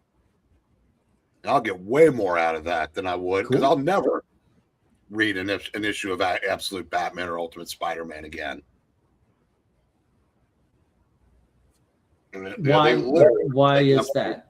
Because it sounds okay. Why what? Yeah, I mean that's the way to do it. No. It sounded like you were like, oh, I'll never read. You know, like you're actively against those titles. No, that's right. What the only book I would probably ever read again from the last 10 years would be Venditti's Hawkman, and I doubt if I ever will because I will go back to my childhood comics before I would go back to Venditti's. Like you showed that Legends 3 tonight. I may start reading that again for the umpteenth time. Mm-hmm. Yeah, but that's just, there's only so much time to allocate. That's another, okay. That's another one I would love to talk about. What are the comics? And if you guys want to throw out some, what are the comic books or the comic book stories, or even just a plain old single issue, do you constantly go back to? What is something that you have read so many times? Surprisingly, even just recently, I didn't really read it as much as skimmed over it. I read, oh, goodness gracious, what is it called? Ultimatum? It's a horrible story. I've read it 5 times. I don't know why. The only thing I could think of is that I read it because I can't. It's like the Batman and Robin thing. I've seen that movie so many times because I can't believe it's that bad. Hello to Dominic. What's up? Evening, everyone. Oh, so what? So you were saying earlier about rewatching Batman and Robin multiple times? Yeah, I was talking about the coming off the topic, and you can put in your 2 cents. What is a comic book story or just a single issue that you constantly go back to? Let's see. Well, one. Okay.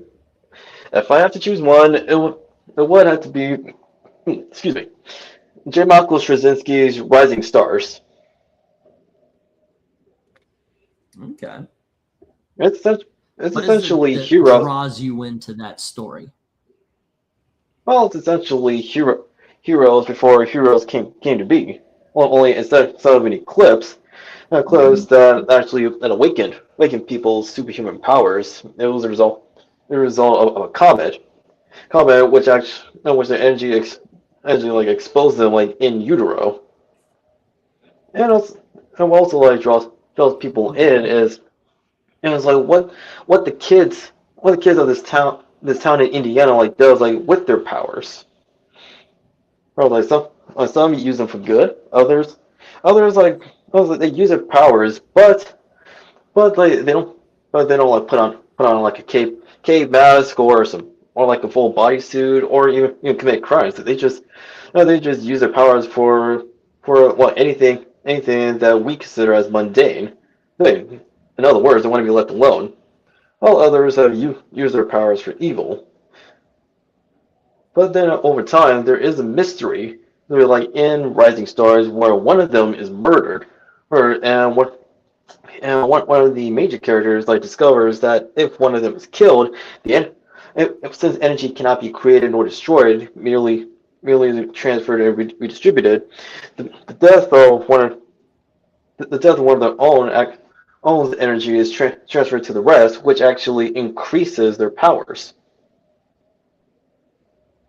Oh, this actually sounds pretty cool. Yeah, it's actually because it's called Rising Stars. Okay. All right. Yeah. So while on one hand it is cape fiction, but on the other hand, it's mystery as well because like the main characters are hunting down this serial killer like who is like one of them. And like put a stop like to the killings before like more are hurt. Okay, that's pretty cool choice. Let me get a comment here. Jim is saying the only way I'd slap a comic is if the cover was good, but the rest of the book was falling apart, and it was a serious key. I had a Justice League number. What was I think it was 6 or 7. The one with they were on like the wheel. Who do you think was a better actor, Peter O'Toole or Michael Caine? Well, Michael Caine's had more of a chance to be a better actor. Peter O'Toole is in one of my favorite movies of all time called My Favorite Year. I could watch that any time. That's yeah, really good. MK, okay, she's answering the X-Men Teen Titans is Jim Sorensen's pick. Even if I'm sorting, I stop and read it before continuing. Yeah, that's the kind of story I'm talking about. I just reread The Dark Knight Returns. I know that's a very easy answer, but I also reread Archie 1941 a lot. How about you, Eric? What is a book that you just continuously go back to? First, hey, Darkness, good to see you. Oh, hello, Darkness, my old friend. Hey, Darkness comes. Saying, hello, EOG. I have stories of the books I walked to buy, walking there barefoot, spelled barefoot, meaning he had big, hairy paws, to the store, and books I didn't buy that I had in my hands. Hi, Breen. Somehow I always arrive home after the OC. Okay. It's a good show. I don't care about conditions, says Henry, or getting a full run of anything. That's not my gig. I look at books for reference, but I understand the collector's angle, says Henry. There you go. All right. Nice to have you back there, Darkness. What happened to that cover-only comic that you bought? Austin, I believe, owns the, it was the, what was that? Joker 5 Ways, right? The one with the card? Batman 251. There you go. And yeah, I put what I call a hold bid on it of $10 because I thought it was the full book and it was going to blow. I just wanted to see how high up it would go. And it was the cover, and I was the only dumbass that spent $10. Well, not now because Austin owns it. But yeah, he thought it would be cool. And I guess he did exactly what I was going to do and put it on a frame and hang it up. But there you go. Okay, how about this? Since we're talking comics, what are you and Eric's top 3 best comic book movies of all time in your opinion? Well, I'm more of a movie fan than Eric, but Eric, if you want to mention your top 3, and then of course Dom, you're welcome to answer as well after. Okay, though I will concede that you are a bigger movie fan than me. It's not by much overall, but as far as superhero movies go, definitely. So mine would probably be the first. Oh, no, my favorite absolutely is Batman '89. Okay. You're right place, right time for everything with that movie. First Captain America, and probably the first Avengers movie because I never thought I would live to see something like that. I mean, that was, when I started reading comics, that was a pipe dream that you'd ever see these characters come to life in any, I mean, not Nicholas Hammond swinging on a rope in a ill-fitting Spider-Man Halloween costume. And no offense, as great the TV as show for those of you who don't know. Yeah, as great as the first Superman movie was, it seems so quaint now compared to what we can do. And I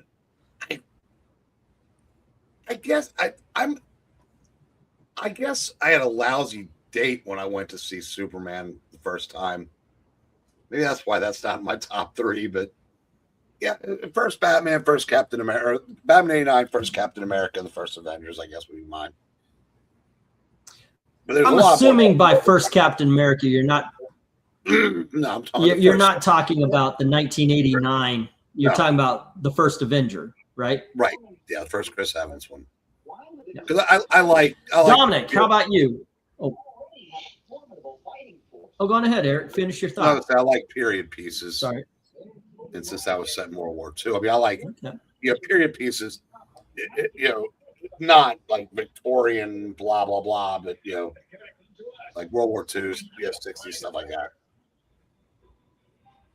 Yeah, like Captain Marvel took place in the 90s. No, there are exceptions. Yes, Dominic. What about you? What are your top 3? The Marvels, and what are the other 2? Dick Tracy, The Crow, and The Rocketeer. Oh, those are 3 very good films, all 1990s. It's before the big push. Obviously, you got to say it's a fluid list. This is right off the top of the head rather than really going for. Now, does it have to be superhero movie? Zack Snyder's Justice League would be on my list. I thought that was epic. I thought that was our Ben-Hur comic book movie. Big, epic, loved it. That, what a redemption. What a redemption from the Josh Whedon piece of crap that got released. Batman the Dark Knight would have to be on there as well. Not just for Heath Ledger's performance, but it was absolutely fantabulous. The third one, it's like, okay, so what gets that last spot? What gets put in there? You know what? I got to go with Superman 2. I love that freaking movie. And I actually like the theatrical version better than the Richard Donner cut. But, and it might be, I was the perfect age. It came out, I was like, 12, 13 at the time. And yeah, that really worked. That it might change. It might change, that. And it's really, this is just off the top of the head and not really thinking about it. But those are the ones that's come to me, because I'm trying to think of which ones really hit. The Avengers, like Eric mentioned. When I think of artistic, I have to bring up Road to Perdition or even History of Violence as being just two of the best written. I didn't want to repeat because I do think Rocketeer, Dick Tracy, I have on Blu-ray, and that's another, I can watch it all the freaking time. Anytime that movie's on, I can watch. Same actually with Rocketeer and or The Shadow, The Phantom, But yeah, I'd have to say Superman 2 just hit at the perfect time for me because I was a 12 or 13-year-old kid. Let's see, comic book movie faithful to the books, which made them the best: Captain America, First Avengers, Iron Man 1, Superman 1 with Christopher Reeve, says Maranya. Let's see, then we've got, yeah, it was Pipe Dream, Marvel movies, Impossible, based on the Hulk and Spider-Man TV shows. Yeah, some of those were fun, though. They might not have been all special effectsy. The Dark Knight 2, The Watchmen. Oh my gosh, I've got the DVD, the full everything thrown into The Watchmen, the cut, and it is amazing. And a tie between The Crow and Spider-Man 2. Oh, Spider-Man 2. Yeah, I see why I said it's got to be fluid. And that is MK in the Snyder JL. And then let's see, we've got The Crow, Spider-Man, the Tobey Maguire, and Iron Man from Grand Admiral. And there you go. I wonder what the saddest comic book movie is for me: The Crow, The Joker, and Logan. The funny thing is, I don't think of The Joker as a comic book movie. I mean, granted, yes, it's based on a comic book character, but it's almost like they just said, you know what, we're going to take the name. Yeah, we're going to take the name, we're going to take the character, but, I think that's its own entity. I mean, granted, yes, it's a comic book movie because it's based on the character, but it is really its own story, its own thing. And Logan definitely deserves a spot, right? Ooh. You know what? I would love to do an all-encompassing list. And I guess the only way to do this is to set up, like I'll do a video and asking, and if you guys put in your top 10 or even all of the top 20, I don't care, superhero films. And then we could do the ranking thing and find out what our, the whole team is. I think that would be kind of cool. But yeah, that's a pretty good question. Thank you. Thank you for that question. So here's next week, Dom. We decided we're not going to do a comic book rankings on Wednesday, and we're just going to. I like this. I say let's talk about comics, and if I have comic books to show, I'll do it. But next week's topic, your Mount Rushmore of comic book moments, not issues and not stories, but like just moments. a panel moment or like, yeah, just a scene in a comic book. What are your four? Bring those in, and we'll talk about them. And the chat's going to do the same. Hey E, whatever. Okay, I answered that one. I want to make sure I'm catching up. And Avengers #2, Captain America: Civil War was cool as well. Yeah, there was some great moments in that. The of course everybody points out the airport, but one thing I loved was the fight where it's really just Bucky, Captain America, and Iron Man. And I had a conversation. And I was talking to a friend of mine big into movies. We're talking about the Oscars, and I said I think Civil War was robbed. And I think that a lot of people in the Academy look at was this Moonwings year? Not Moonlight, Moonlight, in La La Land, and I was thinking Civil War was tons better than those. And what gets me is you got like Martin Scorsese talking about how superhero movies aren't real cinema; they're roller coaster rides. I think I don't. I know he's the big director, but he's fucking wrong. He is so wrong. And I think him being the director he is might be the reason he can't see absolutely 100% why he's wrong. And I mean, I am calling one of the greatest directors of all time absolutely wrong on this one.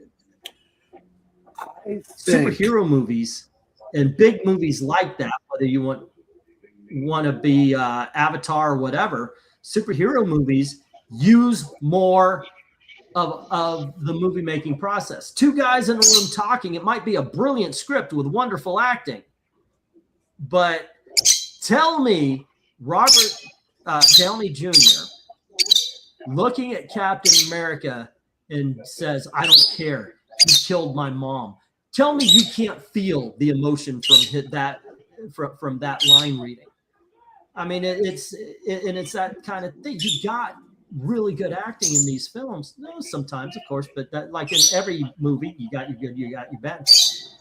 But you also have the good action scenes, the great set pieces, the excellent special effects. In some cases, Marvel really dropped the ball in later movies. But yeah, I think Martin Scorsese just shat the bed when he. That reminds me. Okay, another candidate for #3 is Aquaman. But yeah, I don't agree with him at all. Anyway. Oh, not to mention. Right. Well, another added feature to the conversation is with cave fiction. You can't mix it with other genres of fiction. It's not limited to just like the classic fights or any type of conflicts between heroes and villains. Also, I mean, with like Nick Fury, Agents of Shield, while it is still set in the Marvel universe, it's covering sci-fi. Like with the occasional instances or even guest appearances of regular heroes including the supers. Yeah. Of course, I'm still waiting to see the New Mutants. I'm waiting. I can't wait for them to release it. I would love to see what a horror superhero movie looks like. I am joking. Anyway. See, that's why the Falcon and the Snowman show failed in many ways. It would have been so much better if they developed the buddy cop story between the Falcon and Bucky. That show had so many problems. You guys know I famously hate the Falcon and the Snowman. I did not like that team. You're going to tell. Not to mention. Oh, go ahead.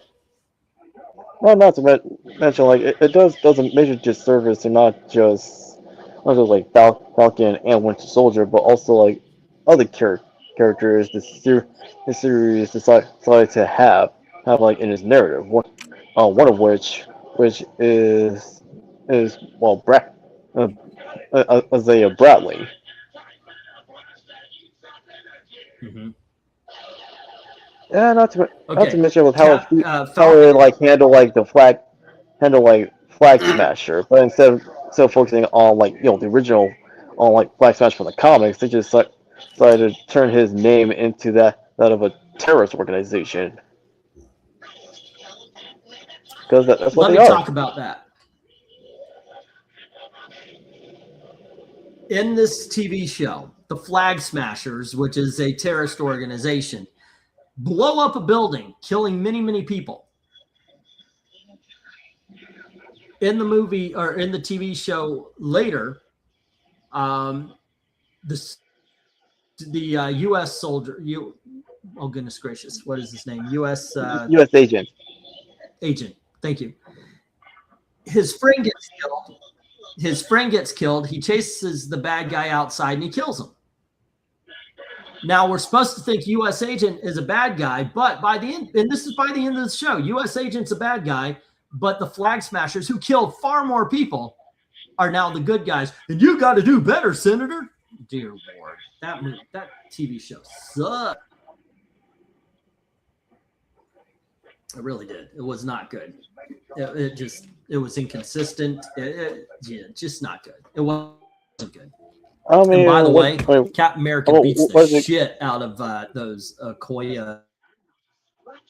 I mean, what these people think was going to happen by adapting Ta-Nehisi Coates' run on Captain America. Yeah, we all love that. MK saying, here's one better movie: Captain America 1 or Iron Man 1. Captain America 1, in my opinion. Iron Man, it was good. It was good, but Captain America is so much better. Let's see. As far as Aquaman goes, I still think Marvel should have made Namor a blonde. Okay. Yeah, just to juxtapose. That'd be funny. Iron Man 3 had some great elements with Extremis, but it failed spectacular, says Maranya. Okay. Yeah, it was playing Falcon in the Snow. Playing too loose with the Extremis storyline. Not to mention like its major mishandling of the Mandarin.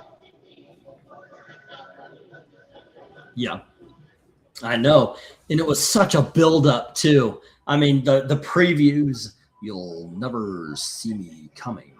I was like, okay, I don't appreciate the fact that they made Mandarin a white guy, but Ben Kingsley, he sounds menacing. He's gonna be a badass. I can't wait. And then of course Trevor Slattery happens.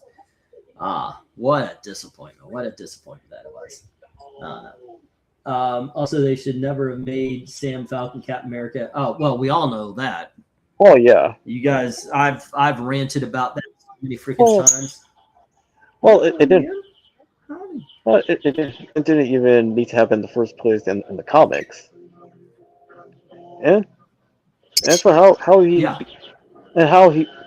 given the mantle, it was not done by Coates. It was done under like Rick Remender's through his ship during his run on Captain America.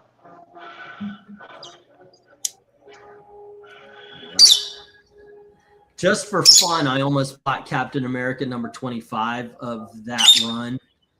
It is one of the worst comic books I've ever read, and I thought maybe I should own this. I couldn't do it. Even though it was only 50 cents, I couldn't do it. Yeah. Let's see. Honestly, because some idiots complained about the length of WandaVision, later shows suffered from being smashed. Yeah, they couldn't handle the 10 episode. Are you okay? He couldn't understand. What are you doing? No. That's okay. Nope, the beard. Not that he's going. I am just one big cold sore right now, and he is not happy. He is trying to attack me. It is not fun. No, don't attack me. It's okay. Alrighty. Anyway. I don't know. I'm looking forward to it. If this is how we spend our Wednesdays, I'm good with that too, where we actually talk about comic books and such. I like that idea because I think other than the covers, we kind of got away from that a little bit. Will you stop trying to eat the earbuds? I thought the earbuds would make it so he doesn't. He definitely can't eat the wire. So okay, that's my eyelashes. Those are my eyelashes. Okay, you're a good boy. Talking about the books within their context, it's also like worth mentioning going over like creators, past and present, as well as editors. Well, I think the editor that wins every time is going to be Jim Shooter, so we'll have to take him off the table. I think what's his name? The Fox guy. What is his name? From the something Fox. Eric, help me out here. I know you know this. We're not talking about He was a famous Golden Age editor. Gardner. Gardner Fox. In it, I know. Where? Okay. Was he the guy? He was he was a bit of a taskmaster. No, and he no. would walk around the bullpen. This, by the way, is how Jack Kirby got his name. No, I made a video. no. All right. Oh, go ahead. Victor Fox. No, it was Victor Fox. No relations to Gardner Fox. Victor Fox. Yeah, Victor Fox was a bit of a taskmaster, and I did a video about this. He walks around, I'm the king of comics, I'm the king of comics, I'm the king of comics. Well, later, Jack Kirby was talking to, I want to say Bob Layton. Could be wrong. But it was another big artist, and they were doing the imitation. And the other guy was, he was doing the imitation, and he goes, not Jack Kirby, he goes, I'm the king of comics, I'm the king of comics, same as Victor Fox did. And Stan Lee comes, he goes, oh, okay, yeah, hey, you're the king of comics. And then he goes, no, Jack's the king of comics. And it stuck. And that's actually how Jack Kirby became the king. I actually talk about it in more detail in the video I did about that. It was, yeah. But I thought that was a fun story because this guy was known to be not only a taskmaster, but a real douche. He wouldn't pay people, and he stole from other companies. And he was the guy who came up with Wonder Man in the Golden Age, which was an exact rip-off of Superman, and he had a cease and desist. So, yeah. It was, he was a lovely, lovely man by all accounts. Well, the best way to describe Victor is he's the opposite of Jim Shooter. While Shooter himself, he was a task. Well, Jim had his moments too. Well, yeah, he had his moments, and he was also a taskmaster, but he would never commit the same acts as Victor.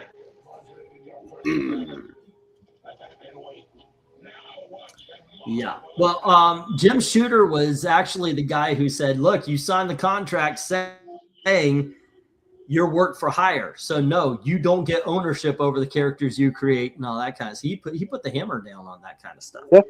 Yeah, no. And I remember a lot of comic book creators got mad at John Byrne for agreeing with them. Say again? No, so Shooter was known for playing it straight.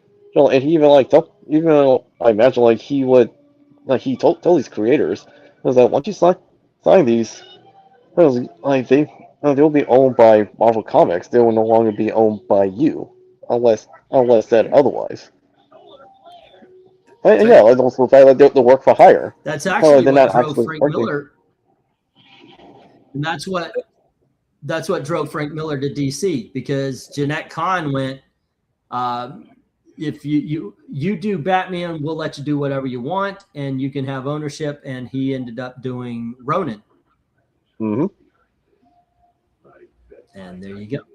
Now, I'm not saying Englentine, who is more of an unfiltered. Well, go ahead. No, so I'm not saying that John Byrne was wrong, because I agree with Byrne.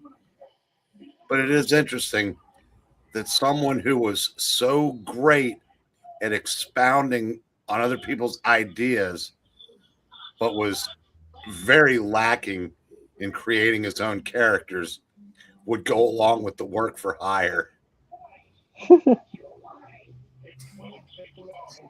Yeah. You're not wrong.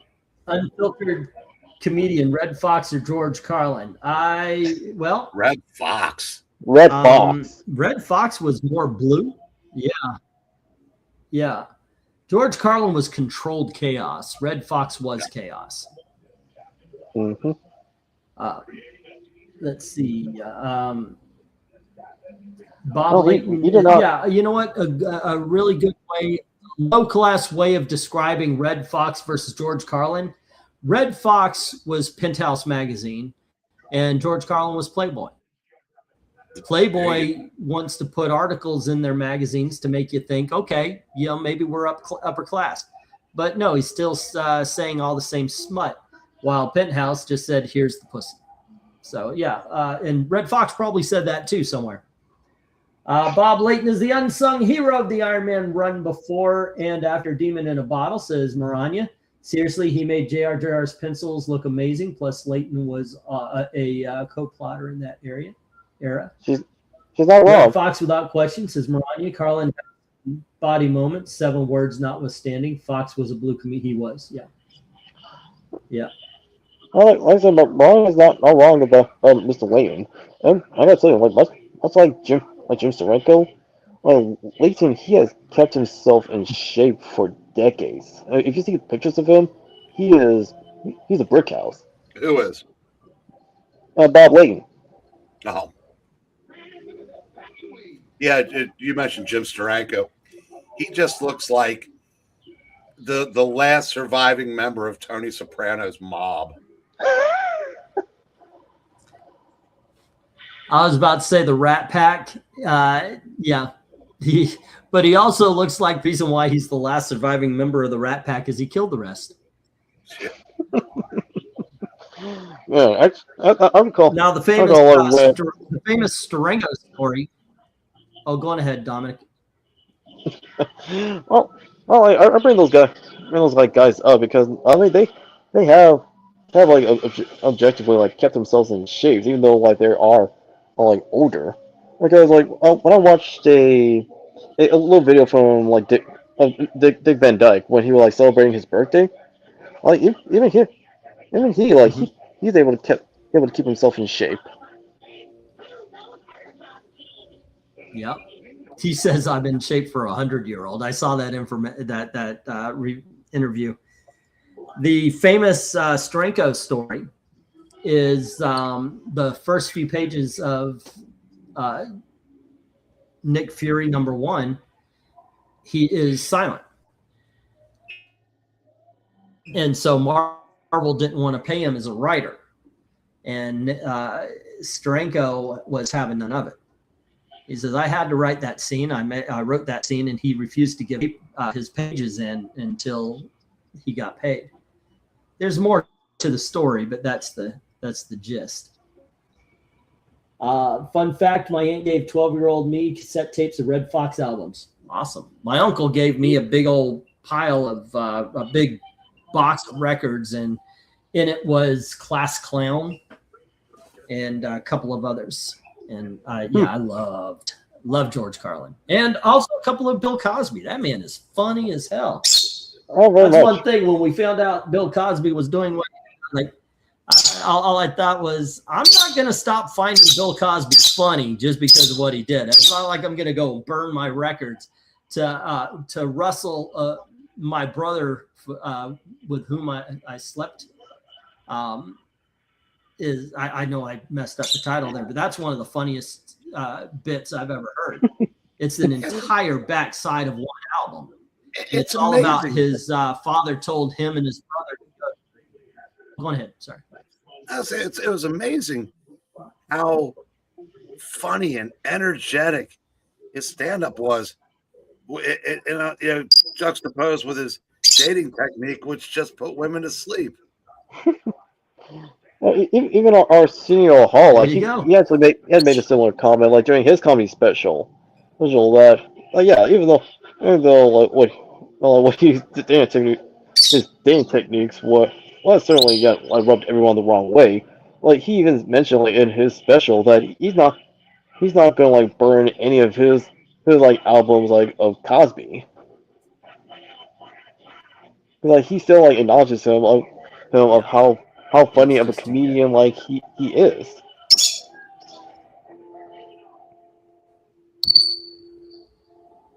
All right. Oh, hey guys, we have been at this for 2 hours and 13 minutes. Go on ahead, finish your thought there, man. No, say real quick. There. I guess there really does have to be something to the Cosby allegations, but I know that he made a lot of powerful people mad by telling it like it is about his own people. He was pull your pants up, get an education, blah blah. And when you think about how organized digital lynch mobs get to take out comic book people, now think about someone as powerful as Cosby, how powerful an apparatus you could get to bring him down. Not saying there's any truth to that, but you never know. It's similar to like how mainstream news outlets and I saw a documentary. I'm pretty convinced. Well, it's similar to like how mainstream news outlets and other individuals have been working desperately to smear Michael Jackson's good name. No, you need to be quiet. Only to backfire on them. Yet at the same time, felt like they did a number on him, even when he was able to prove his innocence.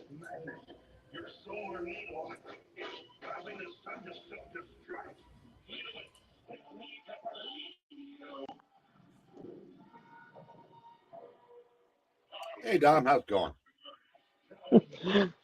Well, doing well, Eric.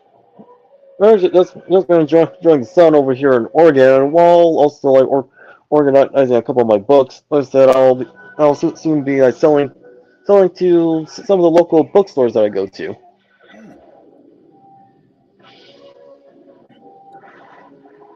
But I'm also going to be participating in different swap meets in my neck of the woods, to gain some extra coin. Cool. You're in one of the few parts of the country where you're not going to be freezing your ass off, apparently, too. Yeah. Well, I have gotten used to Oregon's weather. I am still looking forward to spring and summer.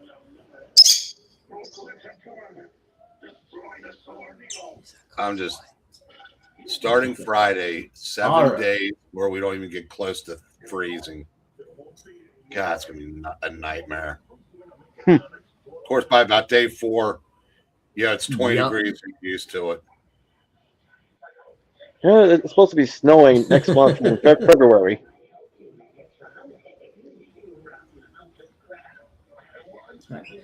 Guys, I'm going to call it here. We've been at it for a couple hours now. It is almost 1 o'clock in the morning. Thankfully, I do not have to get up at 4 o'clock tomorrow to take Gail to work. It's her day off. And the bird is getting to the pay attention to me, I'm annoying phase. Aren't you? Yeah, you know what I'm talking about. All right. So on Friday, we are doing 1938. The covers from 1938, which includes some action, some adventure, and many.